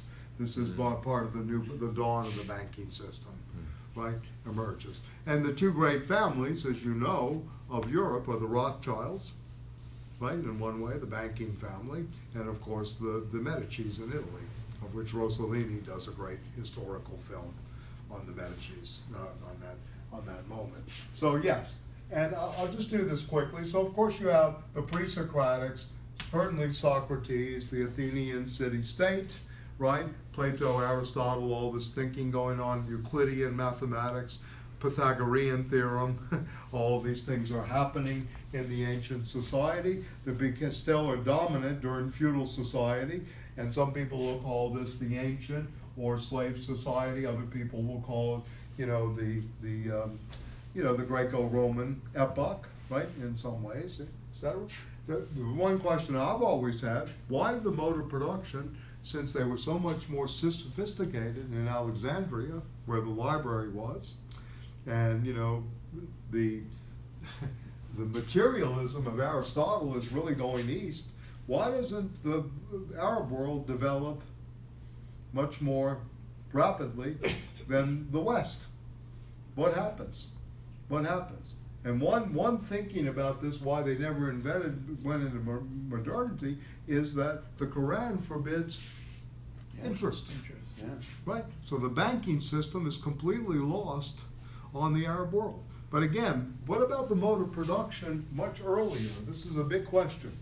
Why didn't it develop in a very sophisticated way into the Arab world?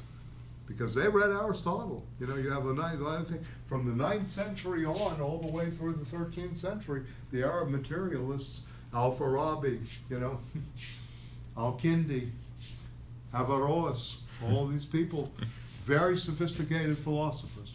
They're always walking a thin line between theology and philosophy, but that's another story. Yeah, they're very sophisticated. So anyway, going back to this, so back here you're dominated in terms of ontology, the philosophy of the one, or the one, Tohen. This is the ontology. Everyone is thinking through the one and the many, right? This is the central category. The one principle, the one versus that of the many. Out of which, of course, comes the class multitude and agrarian. These are still terms with us, right? Multidimensional, etc. Multiplicity, all these things. But the one and the many is the discourse of this period, both mathematical in the Badiouian sense, going back to mathematical ontology, and also in the poetic ontology, the one and the many as well, the one principle, the one thought, etc. Right? Going on. Then, in this era, the discourse ontological becomes nature, natura, of which Spinoza later will talk about as natura, naturans, nature naturing is the major principle of, what the universe is doing. So these are the ontological, and then during the Copernican revolution, vis-a-vis Luther and Descartes, self-consciousness, which culminates in Hegel's, phenomenology of the spirit, right, in a sense. So you have this ontological moving alongside in terms of epochs, right, alongside the historical epochs. And what are the modes of production? Well, obviously agriculture, right? Then the use of agriculture into the cultivation of the land, the building of the land, the beginning of small merchants, etc., right? And then a whole new discovery of, transport, etc. You can keep going on through this in the inventions of where the mode of production is shifting. I'm being simplifying this, but in a way we can read in between this. We certainly can critique, but you look at this from the standard mode of production, right?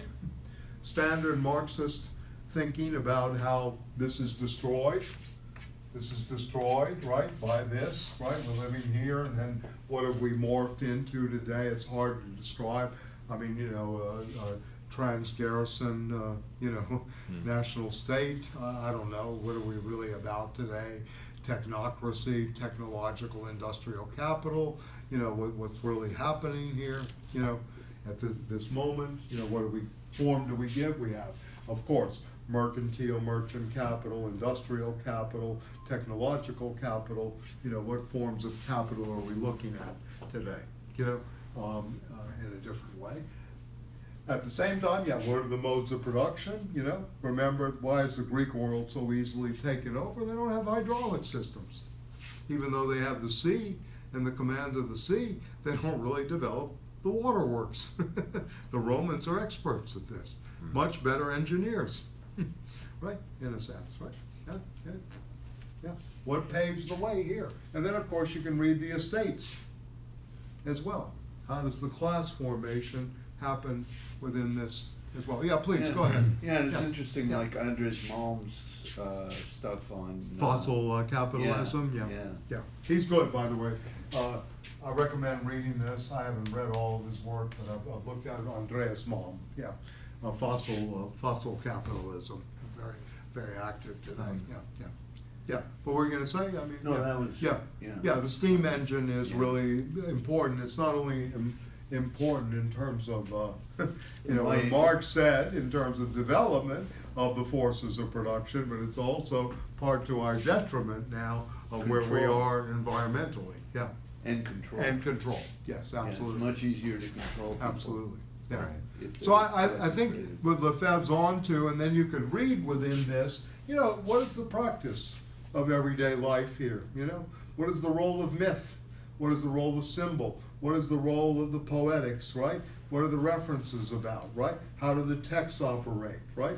What are the philosophers reflecting in terms of class and class position? But at the same thing, how does the mind work conceptually during these periods? When Plato begins to talk about justice, he tells us what justice is not first, even though it makes a lot of sense in the beginning and never really discussed, even though this is a theme that stays with us. It becomes almost universal, at least in terms of the thinking of Western democracies. They don't talk about justice in Oriental thought. Yeah, there's not an ego either, right? They don't talk about the self either. It's interesting. I use Oriental in the wrong. Let's just say in Chinese and Japanese philosophy, if you will, to use the nation state or the ethnic identity. So each one of these systems produces an ideology, and philosophy, like capitalism, produces self-consciousness. So you're saying, well, it doesn't produce an ideology. The concept, this goes without saying, that capitalism needs an ego to go forward, right? So there's this movement of historical materialism based on the shifts in the modes of production, right? The shifts in class relations and class structure and class relation, and then it becomes somewhat reflective and also conceptualized. So the philosopher is always living immanently to the time, always trying to transcend that time. Right. So Heidegger, who lives in this epoch, if you will, right, is trying to transcend it, right, trying to go beyond it into the future. Nietzsche the same. Nietzsche calls the ego a fiction. Lacan, the egoless, psychoanalysis. The ego is a paranoid construct. So capitalism is founded, if you really want to be imaginative about this, start writing something like 1,000 Plateaus once again, you begin to say, okay, the ego is a paranoid concept. Capitalism is a paranoid concept, right? This is really what it's based on.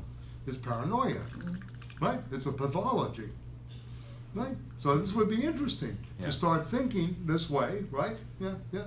But then you say if you go beyond capitalism today into our technocracy or something. Well, that's not beyond capitalism, because we still have the capitalists. Capitalism is about private property, privatization, profit, etc. That motive is still there. Sure. Technology, it has as its motive, as we know, right? Profit at all costs. We see this Facebook. All the social media is capitalized upon, right?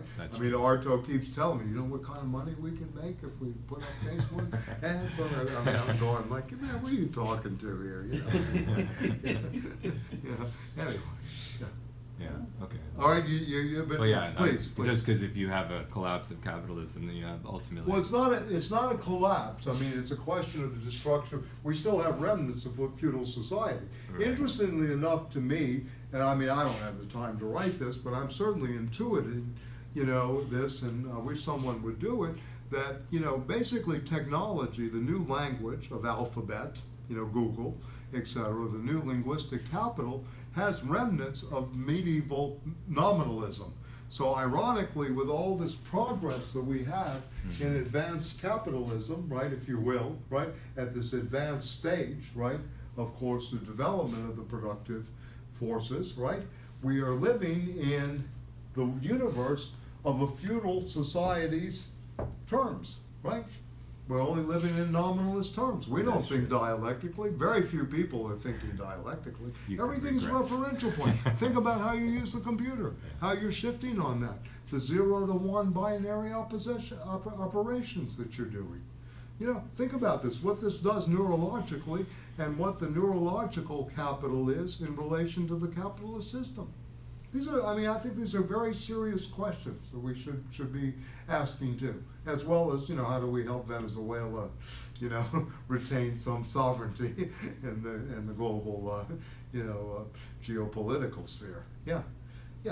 But I mean, you kind of hear what I'm saying. So these residues, what Lefebvre refers to as residues, are playing out at each level. We still have remnants of this. Right. Marx has one of the most brilliant in the Grundrisse, again, when he says we still look at the Greek society with amazing admiration. The work of the sculpture and all this is a beautiful phrase in we still like mere children when we look at some of the Greek sculptures, etc. He's referring to a kind of residue of civilization that's built on slave society that we don't want for the future, obviously, but still gives some kind of childish, right, he says, or we're, some kind of pleasure to our psyche, to our aesthetic perception. Now, why does this happen? It's not like this is totally overcome. So this is Lefebvre is very Hegelian. I'm being very Hegelian here in some ways. Now, Nietzsche would talk about in each situation, you would read the monumental, the antiquarian, and the critical. His three versions of history, right? This is another thing. And how do you use this to understand better where we are? Yeah. So this becomes interesting in another sense. So I think these are important models, in some way. Where does the family become dominant? Where does the family break up? Right? In a sense. Rousseau in The Social Contract, for example, talks about the origin of the social contract cannot be the family because once the child is old enough, no longer obeys the parents, right? So you cannot build it on that. You cannot build it on slavery either, right? Because of the position, no one is actually made a slave.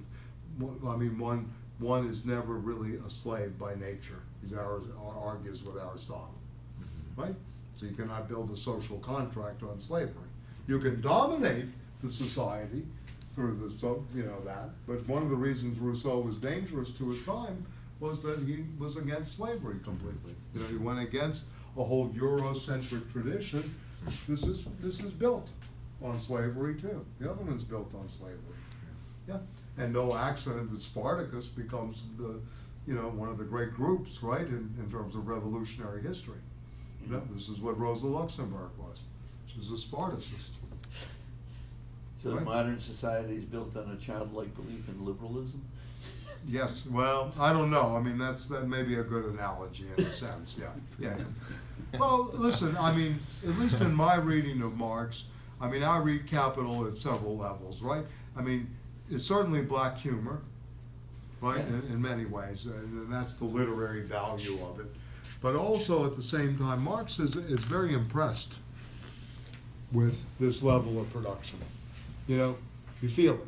I mean, he doesn't like it, I mean, he's not advocating for it, but he does see, that this is a revolutionary class that is doing something. The bourgeoisie is the revolutionary class of, quote, the time up until the proletariat is invented, probably by Engels as a term. you know, the condition of the working class in England, right?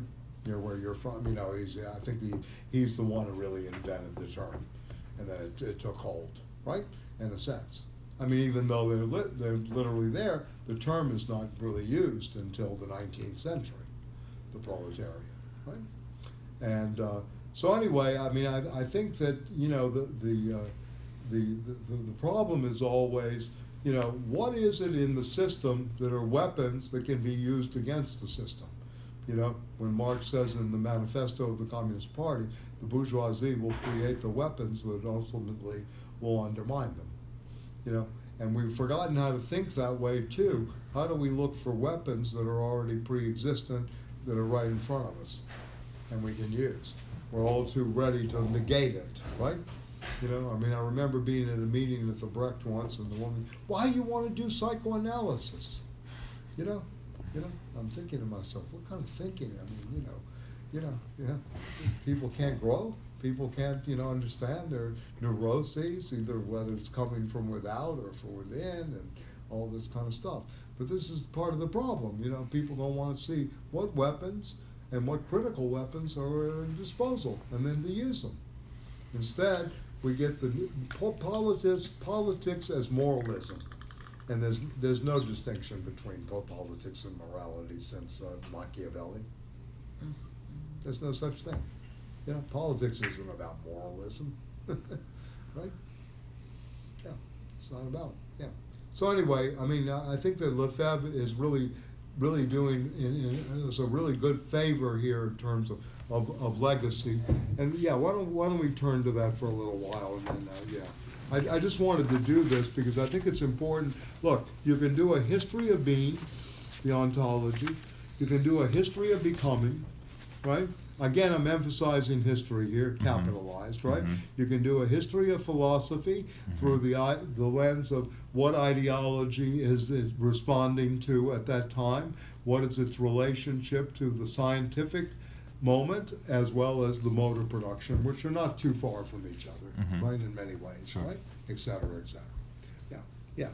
Okay, so anyway, the Testament, any thoughts from you guys? I mean, you know, yeah, Let's see.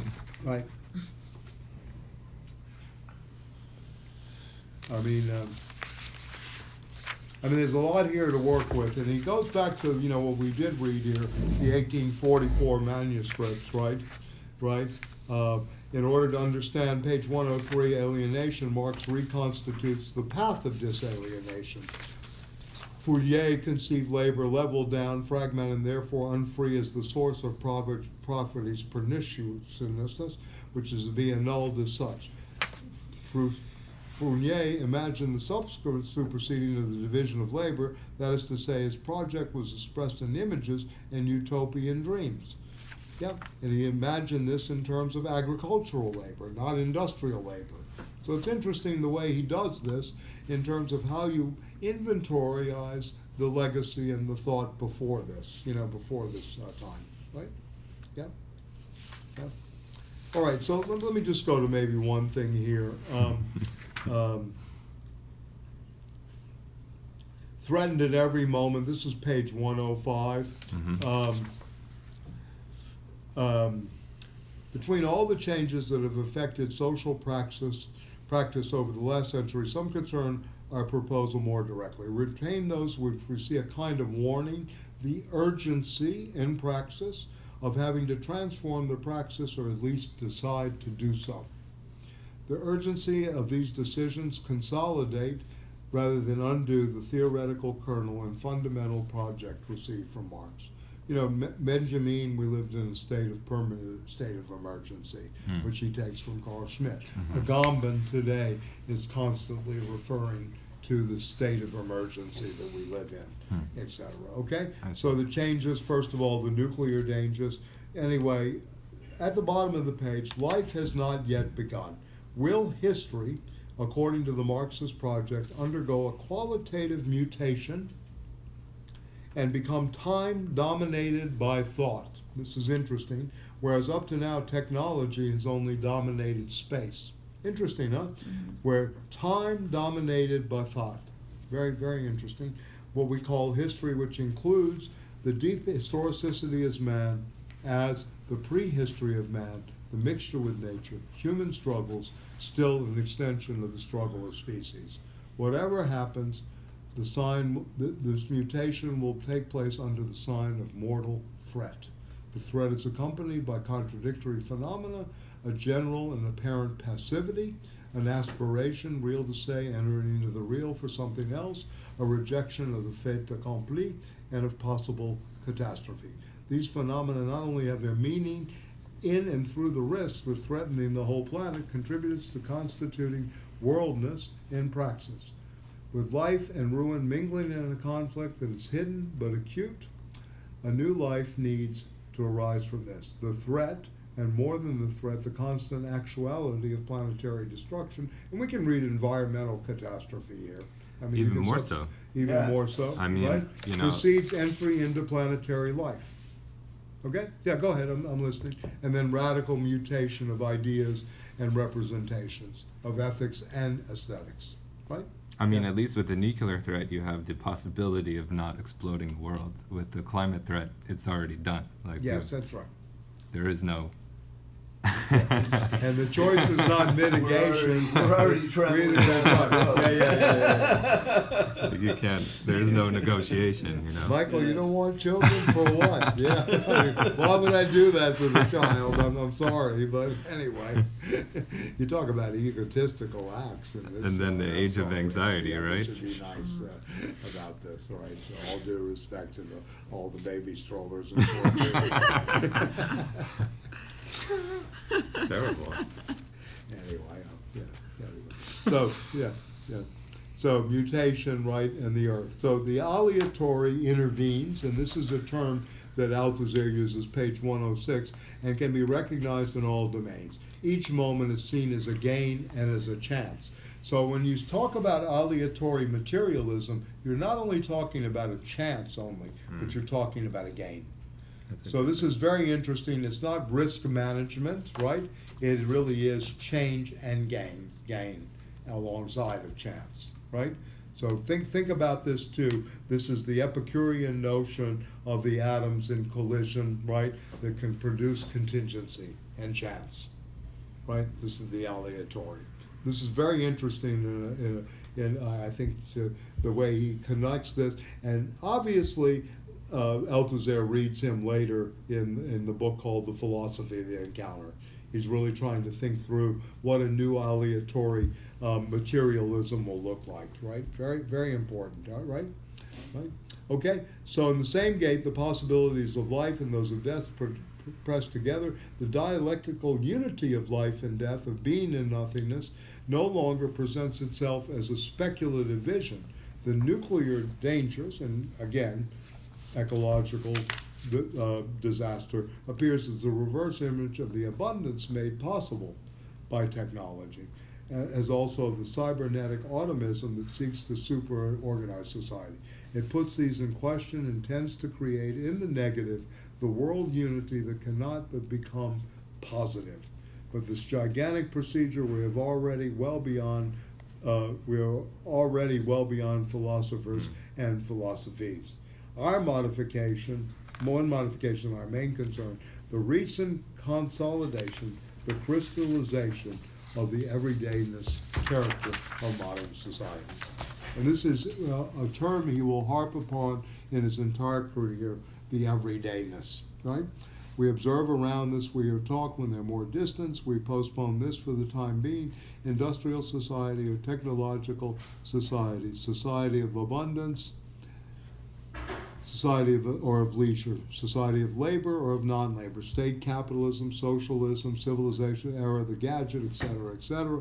We shall see along the way what justifies or refutes these labels. And again, we have this tendency to think in labels, not good, right?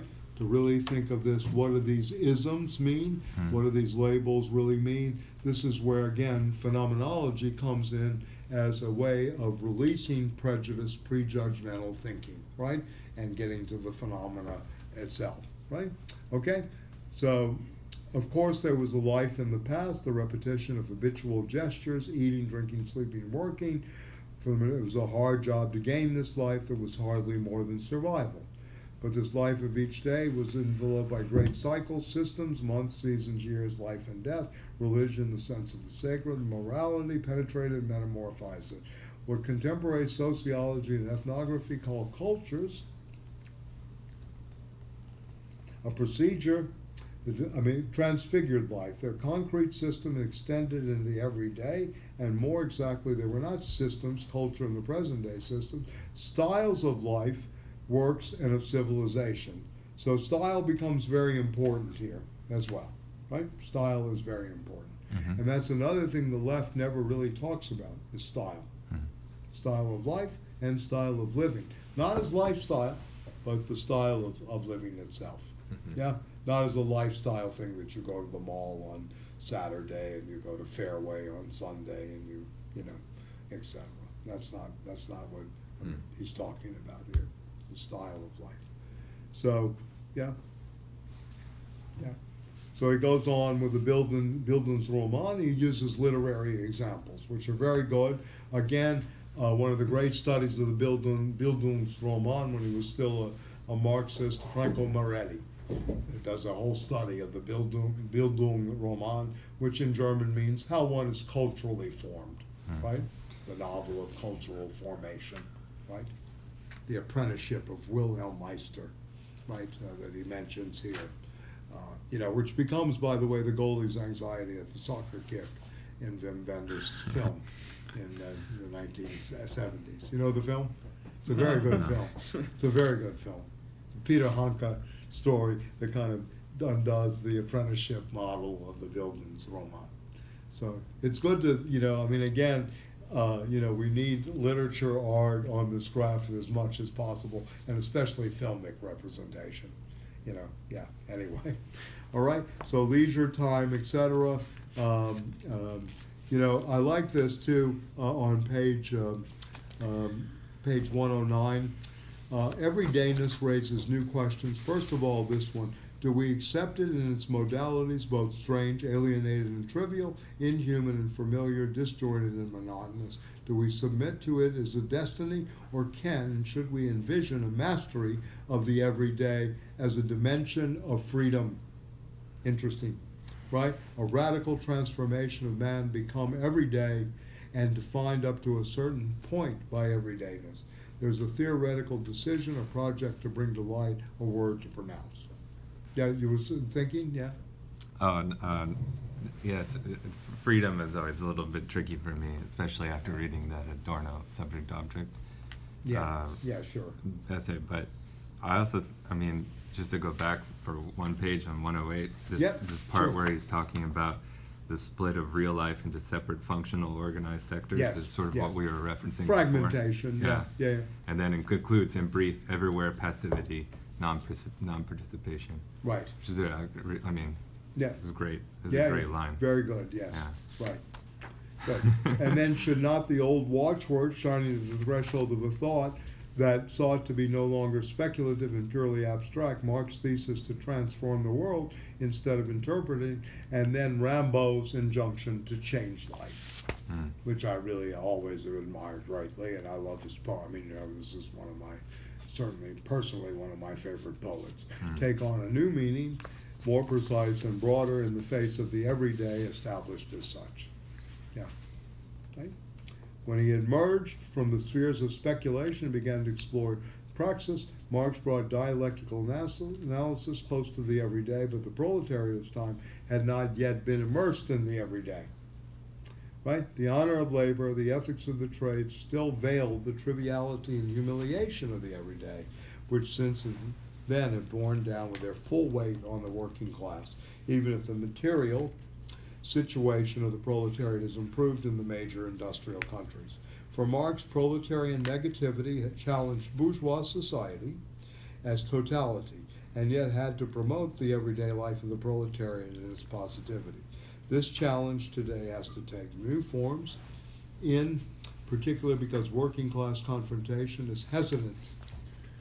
A new problem has arisen knowledge of the everyday, human poverty and wealth, do not precede the theoretical project of its transformation. The project is not, this project is not deduced from knowledge of the everyday as a consequence from its premises.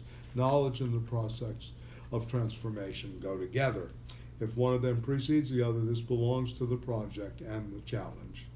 Right? Very interesting, huh? That, you know, in order to, you're in a process of transformation. If that becomes static, you have to go back to the knowledge of that transformation or what that knowledge could bring you in terms of pushing along that transformation. It's very interesting, right? In many ways, right? Okay, so then he goes about knowledge in act expresses its image that in a metamorphized life. Right? At the same time, this knowledge has to pass by way of a praxis of transformation. The act that inaugurates knowledge and praxis is poietic, simultaneous creator of concepts and images, knowledge and dream.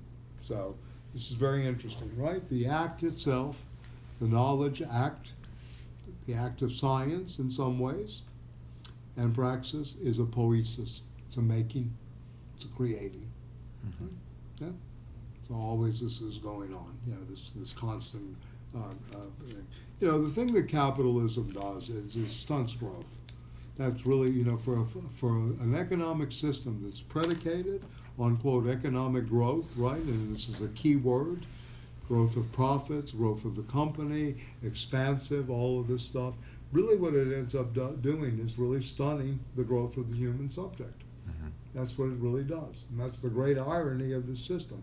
For all its claims of being quote-unquote progressive and a step forward, right, in some ways, in the delivery of the goods and all of that, it ultimately just stunts human growth completely. And then the pain is so unbearable. I mean, another kind of hypothesis I have is that what we've seen is this kind of oral regression for the past 25, 30 years that people just stuff their face, right? This is really what's going on. We have this kind of, you know, culture of, you know, we'll eat, we'll wash it down, etc., instead of undergoing the pain and the melancholy that is necessary for growth and transformation. It's a very, very hard thing to do. And it's easy to blame the outside. That's another thing, too.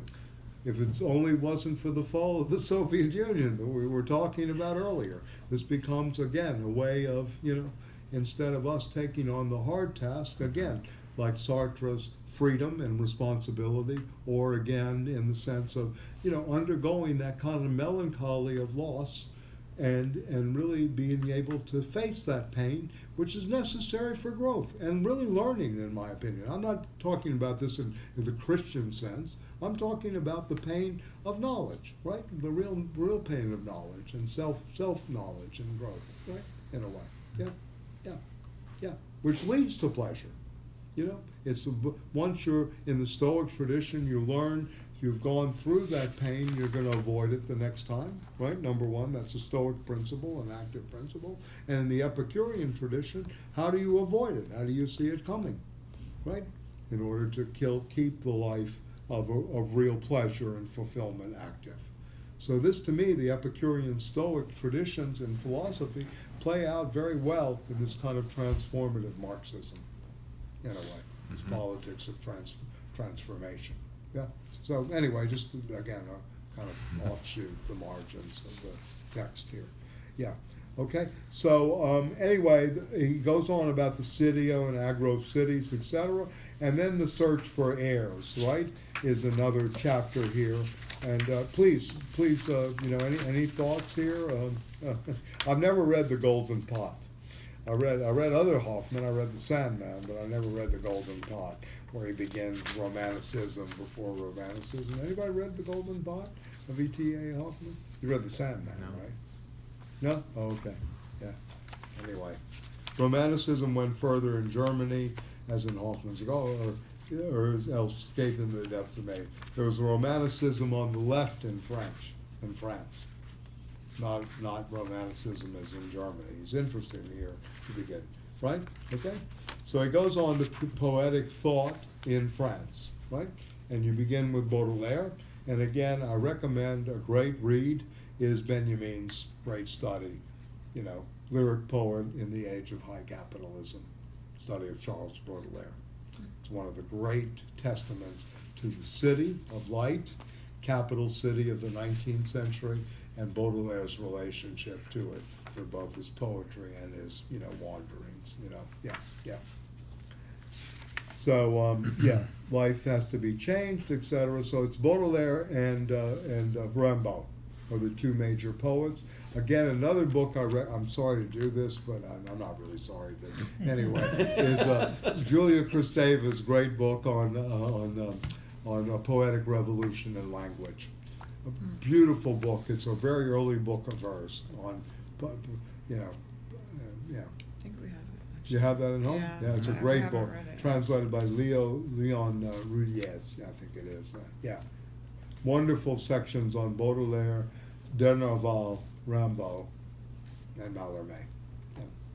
So Yeah, please, go Lefebvre ahead. takes the position then that basically art poiesis, this kind of Nietzschean, Heideggerian position that the art sort of prefigures political ultimately, right? Well, he's And much Marxist closer, too. he's much more on the side of the Heideggerian, Mhm. right, than the Badiouian in Mhm. terms of fundamental ontology, if you want to read this as an Okay. ontology, or as a historicity, he's much closer to Heidegger too in this way than he Mhm. is to Badiou, who's going to see in the praxis a mathematical ontology Right. at work, Right. and that's a big difference.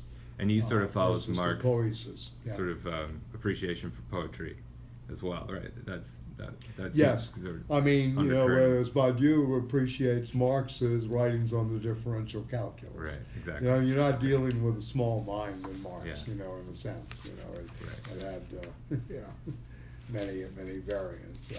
Marx's book, by the way, the manuscript has been published. And there's a book called Marx Demystifies the Calculus. Oh, really? Right, that's out there too. Yeah, so he has this too, yeah, is the thing. So anyway, on page 123, The Search for Heirs, you see Nietzsche here. The history of philosophy is a secret raging against the preconditions of life, against the value feelings of life, against partisanship in favor of life. Philosophers have never hesitated to affirm a world provided it contradicted this world. It is hitherto the grand school of slander. It's pretty good, huh? In terms of writing, No, nobody he's a great better writer. than He's a great history of writer. philosophy. Nobody better. Certainly in terms of writing. Today it is child's play to construct systems. What is needed, on the contrary, is to make decisions with a long range. There's been something morbid about the philosopher type, and that's very true. It is this type of man in thought that first has to be changed. Philosophy has only constructed the figure of Homo philosophicus, theoretical man. Would this be Homo sapiens? Perhaps, but is it certain? Theoretical man sees himself as thinking and wise and is perhaps crazy. A buffoon, the fool of theoretical purity, as a certain philosopher called himself God's fool. Nietzsche attacks with the greatest violence the hero, the saint, the martyr of philosophy, Socrates. I'll tell you where this is if you want to read it. It's virulent. It's in the Twilight of the Idols. Yeah. We read it. You read it. We We read read it it, here, yeah. right? Yeah. The problem of Socrates. Yeah. Very great thing about, Socrates. A complete outside, I go with my students to look at the David painting at the Metropolitan, the death of Socrates, but they read Nietzsche alongside of that, and they have to do multiple interpretations. That's funny. So it's good. Well, he's not really cranked up what he's supposed to be during the, et cetera. Yeah, anyway. Well, He played the leading role. He founded a human type. He found a man who finds more satisfaction in seeking a hypothetical truth than in life and living truth. Well, I'm not so sure about the second part of that. But anyway, theoretical man is an optimist of theory. He gets pleasure from it, an artist in his way, and yet an anti-poet because anti-life. So poetry and life are connected, right? Very interesting there, the creative. Insatiable for abstract knowledge, he is at the same time vulgar, cunning, someone who by the use of concepts and reasons has arrived as a strong self-mastery that gives him ascendancy over more vigorous men. And he's actually really paraphrasing here the reason of Socrates, right? The problem of Socrates, Yeah. right? Healthier than him, but who do not know where their sap and their strength hail from. The false health of Socratic man has an underlying disease. His cunning conceals a great lack of naivete, innocence, and spontaneity. All terms that, I like very much. Heraclitus, that we do not have enough radical innocence. And this is part of the phenomenological method, that you release your philosophical prejudices, right, in order to see the things better by getting back to this naivete that we have forgotten about too. To see the eyes through see the world through the eyes of the child, right, in a way. Or as Heraclitus said, the universe is like a child at play. That's the role of the dying, right, as an analogy, right. He creates nothing, right, except himself. He does not found a world. He makes a display of his wisdom among simple people who end up execrating him. Starting from this critique of philosophy and Homo Philosophicus, Nietzsche's thought follows an original path, the great dialogue with Greek thought. So Nietzsche becomes one of our major heirs, and this is to a Marxist, right? This is very interesting how Nietzsche himself becomes privileged by Lefebvre, in this moment. You don't really get this out of so many Nietzschean philosophy, works, right? And how he does this is through a re-examination, not of will to power or eternal recurrence of the same, but Nietzsche's dialogue with the Greeks. A very different Nietzsche, an early Nietzsche, rather than the later Nietzsche. So we can talk about that. Heraclitus, who was seen as obscure, that was his nickname, Heraclitus the Obscure, going further down. For Nietzsche, truth is poetic in kind, offered and grasped in an action thought that creates by saying it, that speaks truth by revealing it. And this is very Heideggerian, an action thought that creates it by saying it, that offers truth by revealing it, right? Very interesting, right?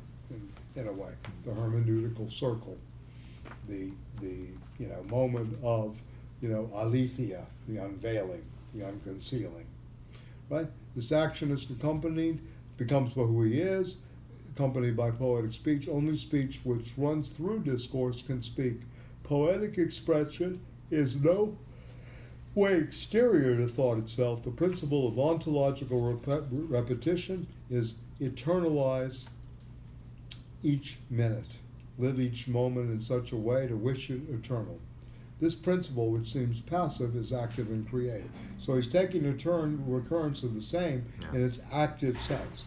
To imagine yourself repeating this stuff at the 12 strokes of noon, the great noon, when everything breaks down, and you will live this moment as you had lived it before, right, etc. Right?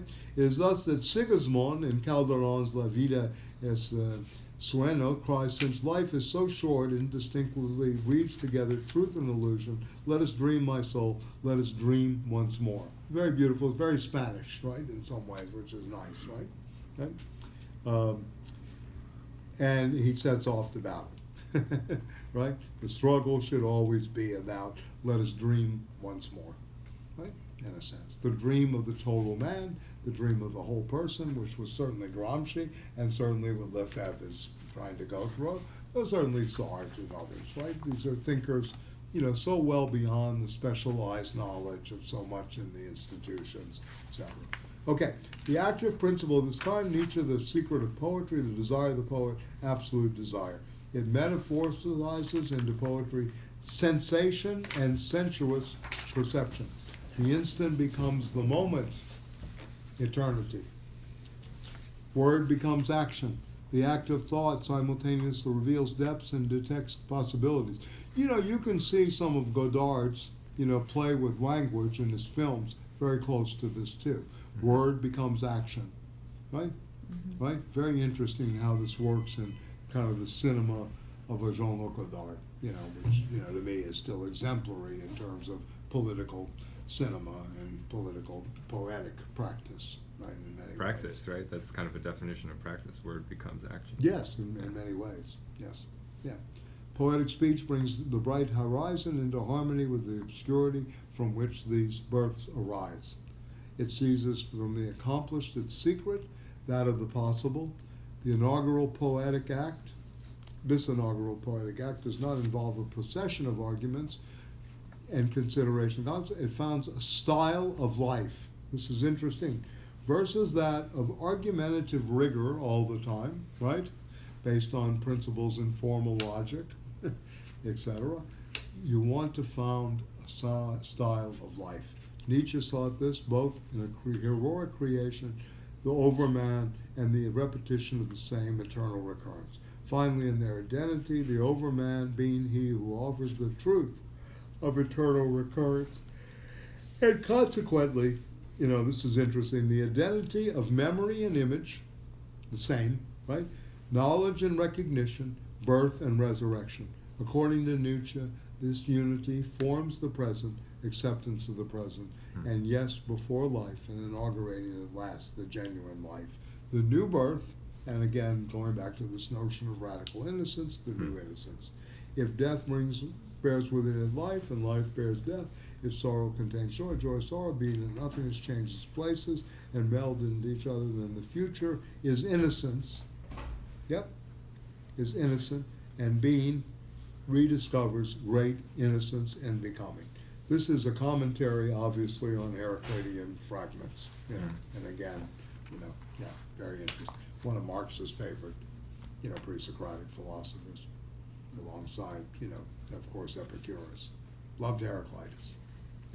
Considered. Heraclitus, has his stuff been destroyed as, 120-something fragments remain. okay. Yeah. The best reconstruction of it with a commentary is The Art and Thought of Heraclitus by Charles Kahn, K-A-H-N. Magnificent reconstruction, and very much in terms of in touch with the rigor of the ancient Greek and the pre-Socratic Greek. Yeah. He was an aristocrat of Heraclitus, a man very far away from the crowd. Yeah. Very far away. Lived on the mountain, Deposited his stuff at the goddesses at the temple of Artemis. Yeah, it was very much, anyway. But very interesting. Ephesus, I've been there. I got shaken down by a Turkish gangster when I got off the boat. I was 13. Wanted cash. Yeah. I just gave, I wasn't stupid, I just gave him the cash. That was my first encounter in Ephesus. Then I went to where Heraclitus, the temple was, and thought about becoming.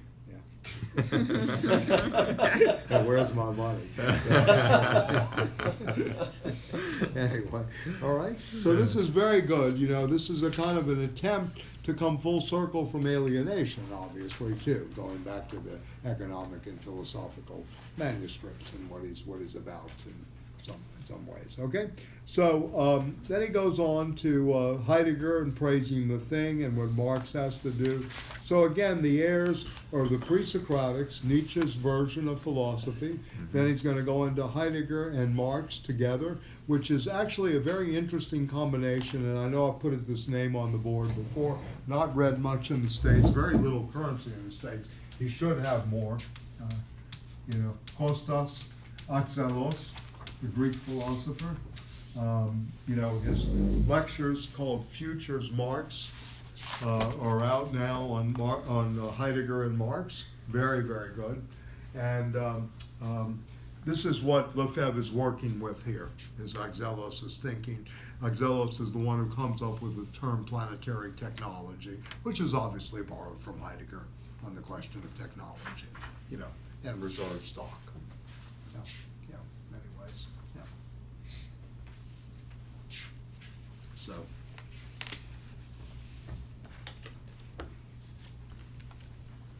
Okay, so Heidegger, going page 127, I'm just skipping around, well, maybe 126. Nietzsche and Heidegger, both thorny cases, and not because of the Nazi interpretation of Nietzsche's thought, a cheating one, or Heidegger's tendencies towards National Socialism. It would be easy to find the same tendencies in French work that's just as important. Besides, the philosophical political interpretation is out of date. It's not more valid for Heidegger than for Kafka, Joyce, or Proust, right? The question is different. If we consider Heidegger, if we deem him considerable, we are faced with the danger of eclecticism. The Freudo-Marxist eclecticism obtained by mixing philosophical agreements can serve as a warning. And that's Marcuse he's aimed at in some ways, you know, so it's kind of interesting that he would take on Marcuse, and still it does not prevent us from giving a place to psychoanalytic research or to Heidegger-style investigation, right? And I think he's also referring to with Stalin against Freud. You know, that's sort of what he's referring to, and maybe not so much Marcuse. The only way is to define convergences and divergences different from them on the philosophical level, is by no longer locating ourselves on the level of philosophy that shall avoid philosophical eclecticism. So let us be clear away at the start of the discussion a misunderstanding that has major implications as it puts philosophical terminology in question. When Heidegger praises the thing, this thing is not the object of any kind. Page 126, the thing is slender and minimal, even in number in relation to the swarm of indifferent objects.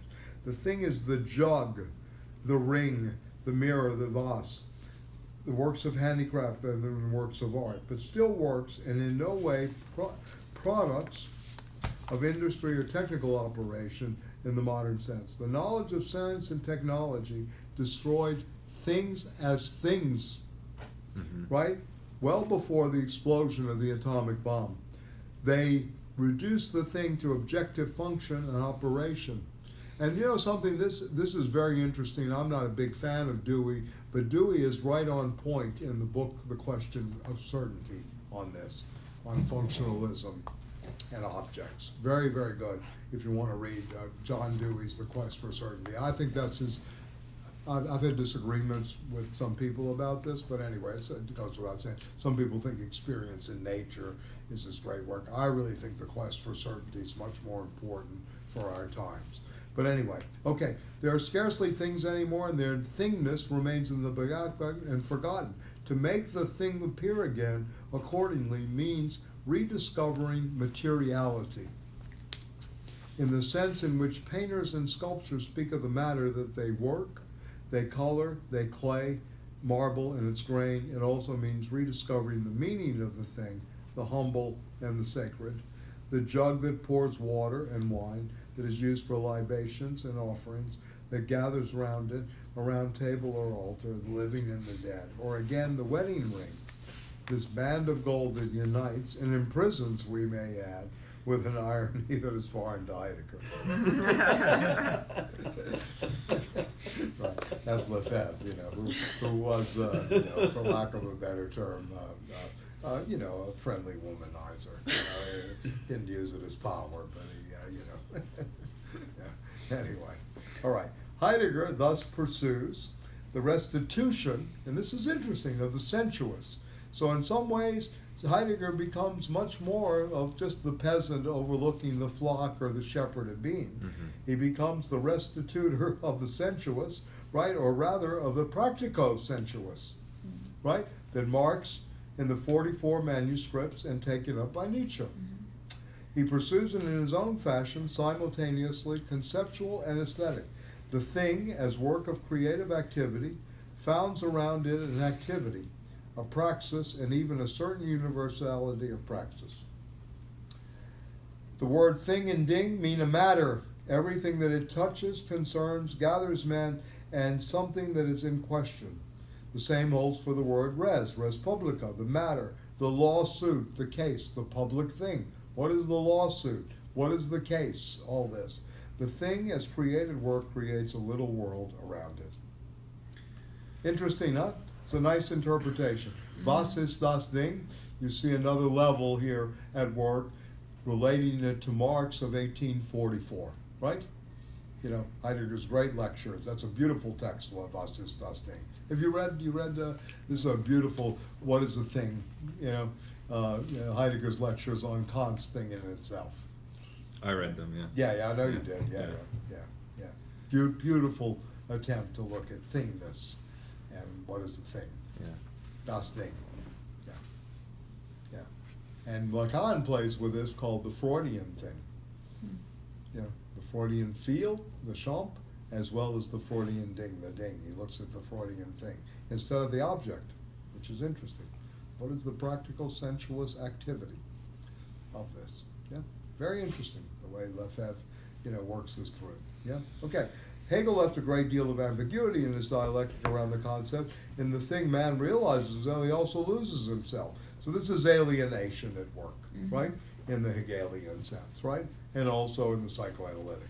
So on the one hand, Marx retained the first meaning of the thing. So you can see that the search for heirs is based on a concept, the thing, right? Right? It's very interesting, the thing itself, right? Hmm. I like that. It's good, huh? Yeah. Yeah. How you get from romanticism and the poetics, right? Right. To the thing Itself, yeah. itself. Yeah. Very interesting the way he builds this in the search for heirs. It's a great thought. Yeah. Right.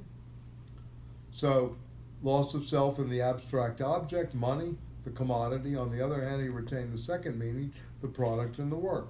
The abstract thing alienates, the concrete product realizes man, at least at a particular historical moment. Heidegger did not cast light on the question of the thing. He added a new demand to questions already formulated. The more or less technological object, product of the scientific mode of representation, is emptied of poetry. The thing as handicraft, as an artisanal work, right, was rich in poetry. The object is consumed. The thing creates around it a human microcosm. What is the conclusion? Heidegger confirmed an essential point of view. The relationship of man with the thing is an aspect of a more general problem. That is, the relationship between man and his multiple works.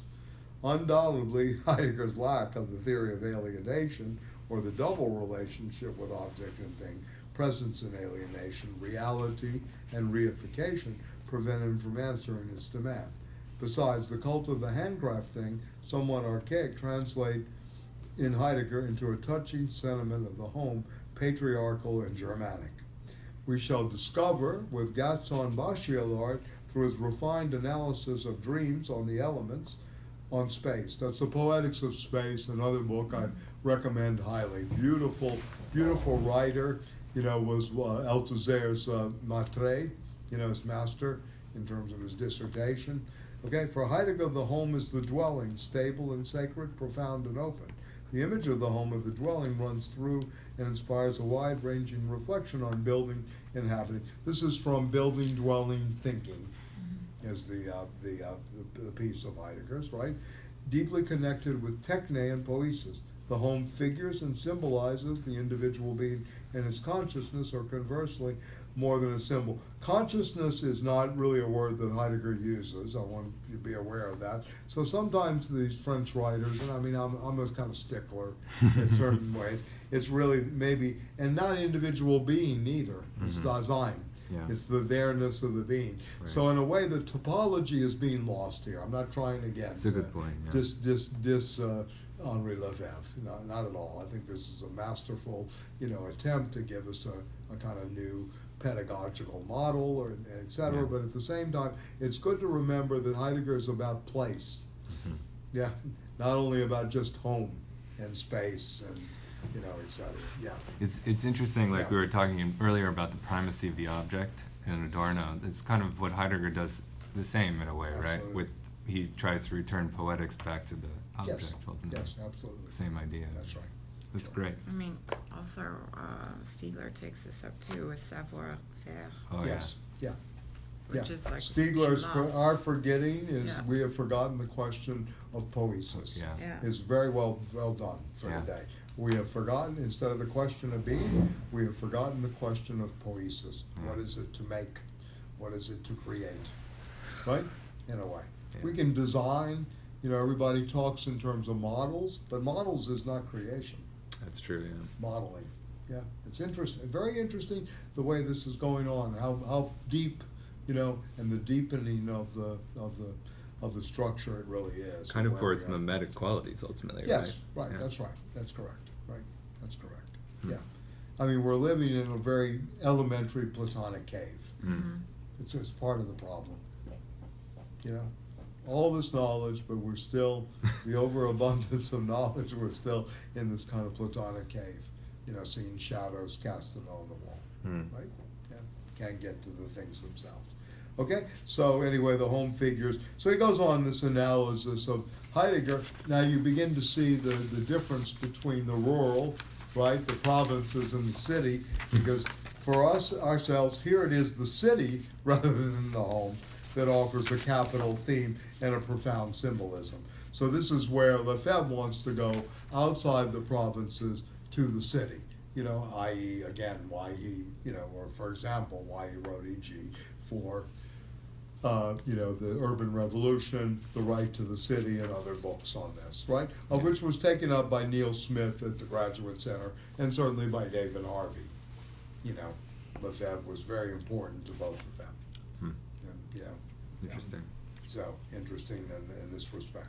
Okay, so he's gonna go on that, and then the, Marx and Feuerbach, that relationship. Maybe we can do, I mean, I don't know, it's 5:30. You know, if you look at page 140, so I'll jump around and I'll go back to this the next time we meet, which probably will be 2 weeks from today, if that's okay. You know, or maybe in between on a weeknight, we may be able to meet. There's a whole thing of Freud and Heideggerian Dasein, 138, 139, and 140. But if you want to go, the history of the city as a work of art, page 143. The kind of way he takes up Heidegger and extends him. The history of the city would make a convincing contribution to total history. The city is a work of art. The city is a work of art, continuous creation and action. We can generalize what Heidegger magnificently says of Greek temples. A certain traditional and traditionalist historical science has committed a great error by grouping together and exalting polos and herbs as one and the same type, seen as variations on the ancient city. The agora symbolizes the Greek city of which it is heart and kernel, a space sacred but open, empty and welcoming, a place of assembly and sovereignty of the citizen. The forum symbolizes the Roman herbs, and beyond the herbs, the Roman conception of space and time, society and civilization, a space isolated by prohibitions, a place where civil power protects itself with the aid of religion against military leaders, an emplacement where state edifices accumulate and where institutional right is exercised. So instead of left forum, maybe we should say left agora. Yeah, it's probably true. An open city rather than the walled, right? It's That's correct. fucked up. Now we're talking, huh? I think this is a great passage right there, I think. I know, yeah. It blew my mind. It's good to blow the mind sometimes. Just, you know, make sure you keep stable in all the blood. Yeah, right, Rachel? Yeah. All right, anyway. Okay, so this was an interesting thing. And then Sartre on the critique of dialectical reasoning. There's this very interesting passage, 145, 46, 47, on the difference between Sartre and Levi-Strauss. Something we did years ago. I don't know if some of you did that with me. We did. Didn't we do the Savage Mind, the ninth chapter, right? Post-structuralism. Yeah, on structuralism versus Sartrean existential Marxism, right? So this is a very interesting thing. Lefebvre is vehemently against structuralism. This is one of the reasons I wanted to lead into Althusser and show some differences. Yeah. I find this, I mean, this is again opinion and, you know, but thought out opinion, educated opinion. I find Lefebvre much more open-ended than an Althusser. Yeah. You know, in so many ways. It's You know, I interesting. find Althusser too much in dialogue with the party, too much in dialogue with the old formerly Soviet Union to really give him this kind of free thinking. Yeah. You know, this was really a freedom that, you know, the Althusserian. This is inspirational. Yes, Yeah. it is. Yeah. Yeah, good. I'm glad you said that. It's Yeah, I true. like him Yeah. very much. Yeah. Yeah. He's a good cook too, I heard. Yeah. And by the way, I mean, if you're interested in this, I mean, I certainly am because of the interest in jazz and music in general. He wrote a book called Rhythm Analysis, which is very elementary, but this is his way of looking at something separate from psychoanalysis, the rhythm of everyday life, you Yeah. know. And I have a good friend, we've been working on something, at least theoretically in our heads, on the algorithms of everyday life, you know, based on the new algorithm, you know, and looking at the history of algorithms and how this is playing out in terms of new frameworks. But yeah, please go ahead. He yeah. says something about that. He says something about the rhythm and linear time Yes. ultimately. Yes. In this text, actually, Right. it was a very interesting idea, kind of to this algorithm idea. Yeah, 'Cause, yeah. You know, it would have to be sort of almost like a Facebook kind of developing the Well, rhythm. by and the time way, or something, or like algos in Greek really means pain. pain. Yeah, Algos. it's interesting. I want you to know, yeah, it really means pain. Yeah, it's definitely painful. Yeah. The pain of the rhythm. What I liked about rhythm It's analysis. interesting. I mean, you know, if you really begin to think this through, what does the algorithm ultimately do? How does it frame us? Does it really give pleasure? Does it really give, you know, no. I mean, in a way, it becomes It's a prison. statistical and a kind of prison, Yeah, right? it's a In many prison. ways, right? Mm. Yeah, yeah. Yeah, it's a prison. So, yeah. Just some speculative thoughts, yeah. I like that. I don't know. Yeah, we're- Yeah. We're all trapped within Yeah, algorithms now. yeah, we are. No, it's true. Prison house of narcissism. Yeah, yeah. The prison house of narcissism without self-affection, without love of self in many ways, and also, yes, imprisoned within the statistical, biopolitical, you know, thing. Yeah, it's not pleasant. Yeah. No poetry. Yeah, very little poetry. That's why I listened to Lynn Corsi, you know, yeah, it's good stuff, yeah. Mm. The Great Insurrection. Yeah, better than Muta Baraka. Okay, no. I'm just kidding. I like Muta Baraka, but he's better, I'm telling you. I love Muta Baraka, yeah. Leave Life our in homegrown death, poet. life in death. Yeah, anyway. Ice cream, ice cream. He's talking about ice cream. About ice Junk cream? food. He Junk has food. a, Yeah, junk food. food. It's Yeah, like yeah. an anti-American song. Right, and the American song, Yeah. ice It's cream, great. yeah, I Yeah, like it's that, like raspberry. Why Yeah, don't you yeah, eat that? yeah. Better than the Wu-Tang Clan. I don't know, they might have Yeah, listened yeah, to it's it. pretty bad, the Wu-Tang Clan, yeah, it's not, yeah. What was great. Yeah. All right, any other thoughts? And, I mean, we can close up, I mean, it's almost 6, so, but yeah. You know, I think he Yeah, has yeah, like please. a really interesting, the way that he breaks it down, you can kind of get a feeling for, he's really like sort of talking to me about painting, or he really embodies the sort of the character of artist, actually. He, in the last pages, he sort Okay, of yeah. really nails it on the head, what it sort of feels like to make art. Kind of a hermeneutical, kind of glossolalia, mimetic. This is the part of the mimesis that Beth was talking about before, too. It has this kind of wonderful character to it, actually, that sort of really epitomizes kind of praxis, art praxis, which I thought was really interesting. I'd never had read that kind of a characterization like that before. Right, in a way. interesting, yeah. No, this was a very broad-based mind and a very prolific. You know, I think there are close to 60, 70 books that he wrote over the years. I mean, you know, common theme was always everyday life. He started out, you know, the great, it's still a very good book, The Dialectical Materialism, the little handbook that he wrote as an introduction to Marxist philosophy is very good. Now, that's 1939. He wrote a book on Nietzsche and philosophy in the 30s as well. You know, then a book, Hegel, Marx, and Nietzsche. Very good too. That's only in French. The other two were translated. No, the Nietzsche book has not been translated. I'm sorry. The Nietzsche book has not been translated. The Dialectical Materialism's been translated. The Hegel, Marx, and Nietzsche has not been translated. But then a lot of the other ones, Everyday Life in the Modern World, which is his 68 book, and then the 3 other volumes of Everyday Life. Beautiful stuff. And if you want a really great essay to think through what we go through with the media on a daily basis, what state terror is about, terrorism in everyday life, which is a chapter in everyday life in the modern age. 1968 he wrote that. Yeah, very, very good, solid about language. And as someone who studied well outside the field of philosophy and sociology, studied linguistics, psychoanalysis, urban studies, all of these things are part of this, very comprehensive work. And did you read him at the New School ever? Did they ever mention Lefebvre as a sociologist? No, I don't think so. No. Yeah, he never had a presence there. No, No. I know.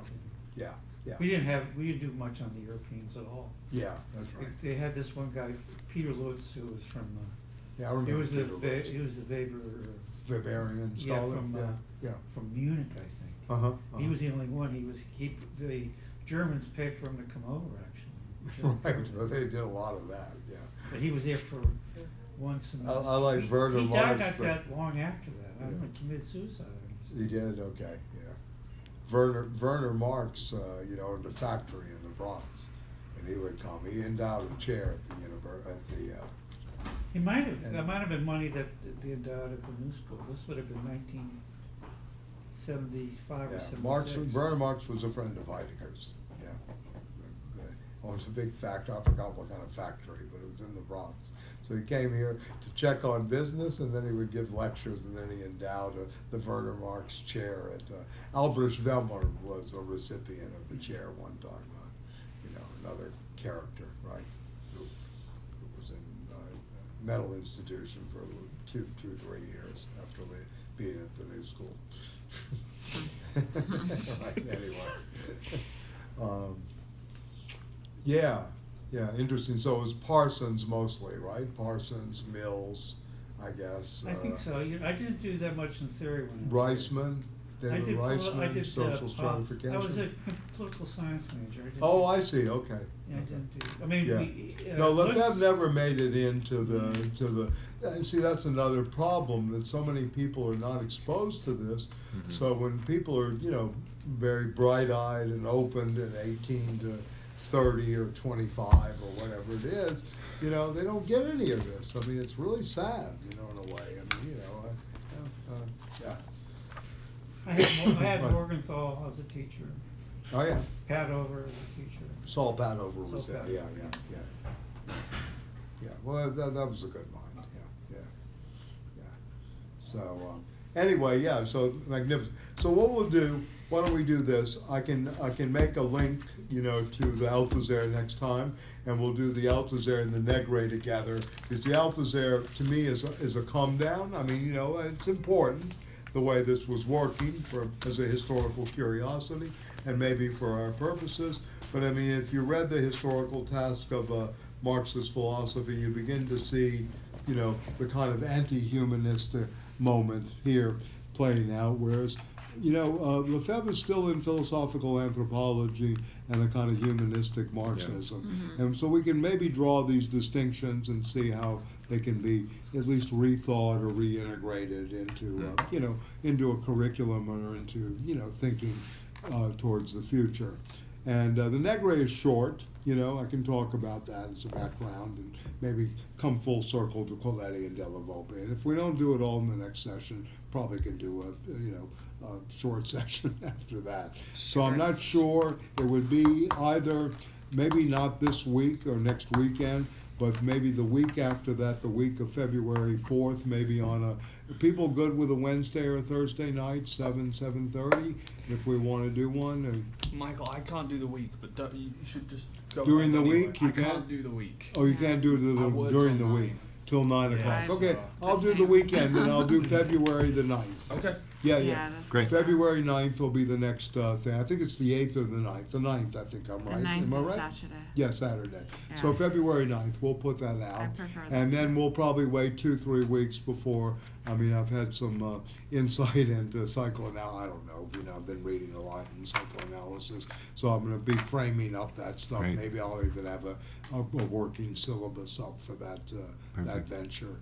And then we're gonna order the Age of Anxiety, and Choukalas will come and give a session. That's He awesome. wants to come in April. So we're gonna start trying to broaden this out. And from my understanding, if we really get this project off the ground, there's gonna be money available to bring in people for 2-day, 3-day seminars. And we're gonna sponsor a Zizek partially at BMCC in October of next year. You know, I'm not biggest fan, but, you know, I like him and he can be funny and good time, so I'm not, you know, yeah, it's fine with me, yeah. And, yeah. I like his humor. Yeah, it's got good humor. Yeah. Yeah. Don't invite him to your house, Rachel. No, Why? I'm just teasing. You know, he'll make bad jokes about you. You know, like we did with our friend. What's her name? With Onassis Center. She's married to Kadava Eduardo. What's her name? I'm forgetting her name. It's because the joke was so bad. Yeah, well. Yeah. Okay. Yeah. Anyway, but yeah. So we have some good things, hopefully, you know, going on. So yeah, I'll be in touch, you know, et cetera, and you know, we'll, you know, if it takes more than one session, we'll do it to complete, to go up to Negre and the Italians, you know. What I want to do is maybe go back to Coletti della Volpe and show the divergence of Negre, Piperno, Tronti, and others that, you know, kind of give of the Italian school of Marxism the same kind of, you know, historical background that we have with the French, you know, in a sense, you know, because it's not really done, you know. And then I may mention, you know, I mean, there are obviously the Eastern European schools and other stuff and what's going on in the Soviet Union. So we you know, always good for coffee at table discussions, Yeah. whatever.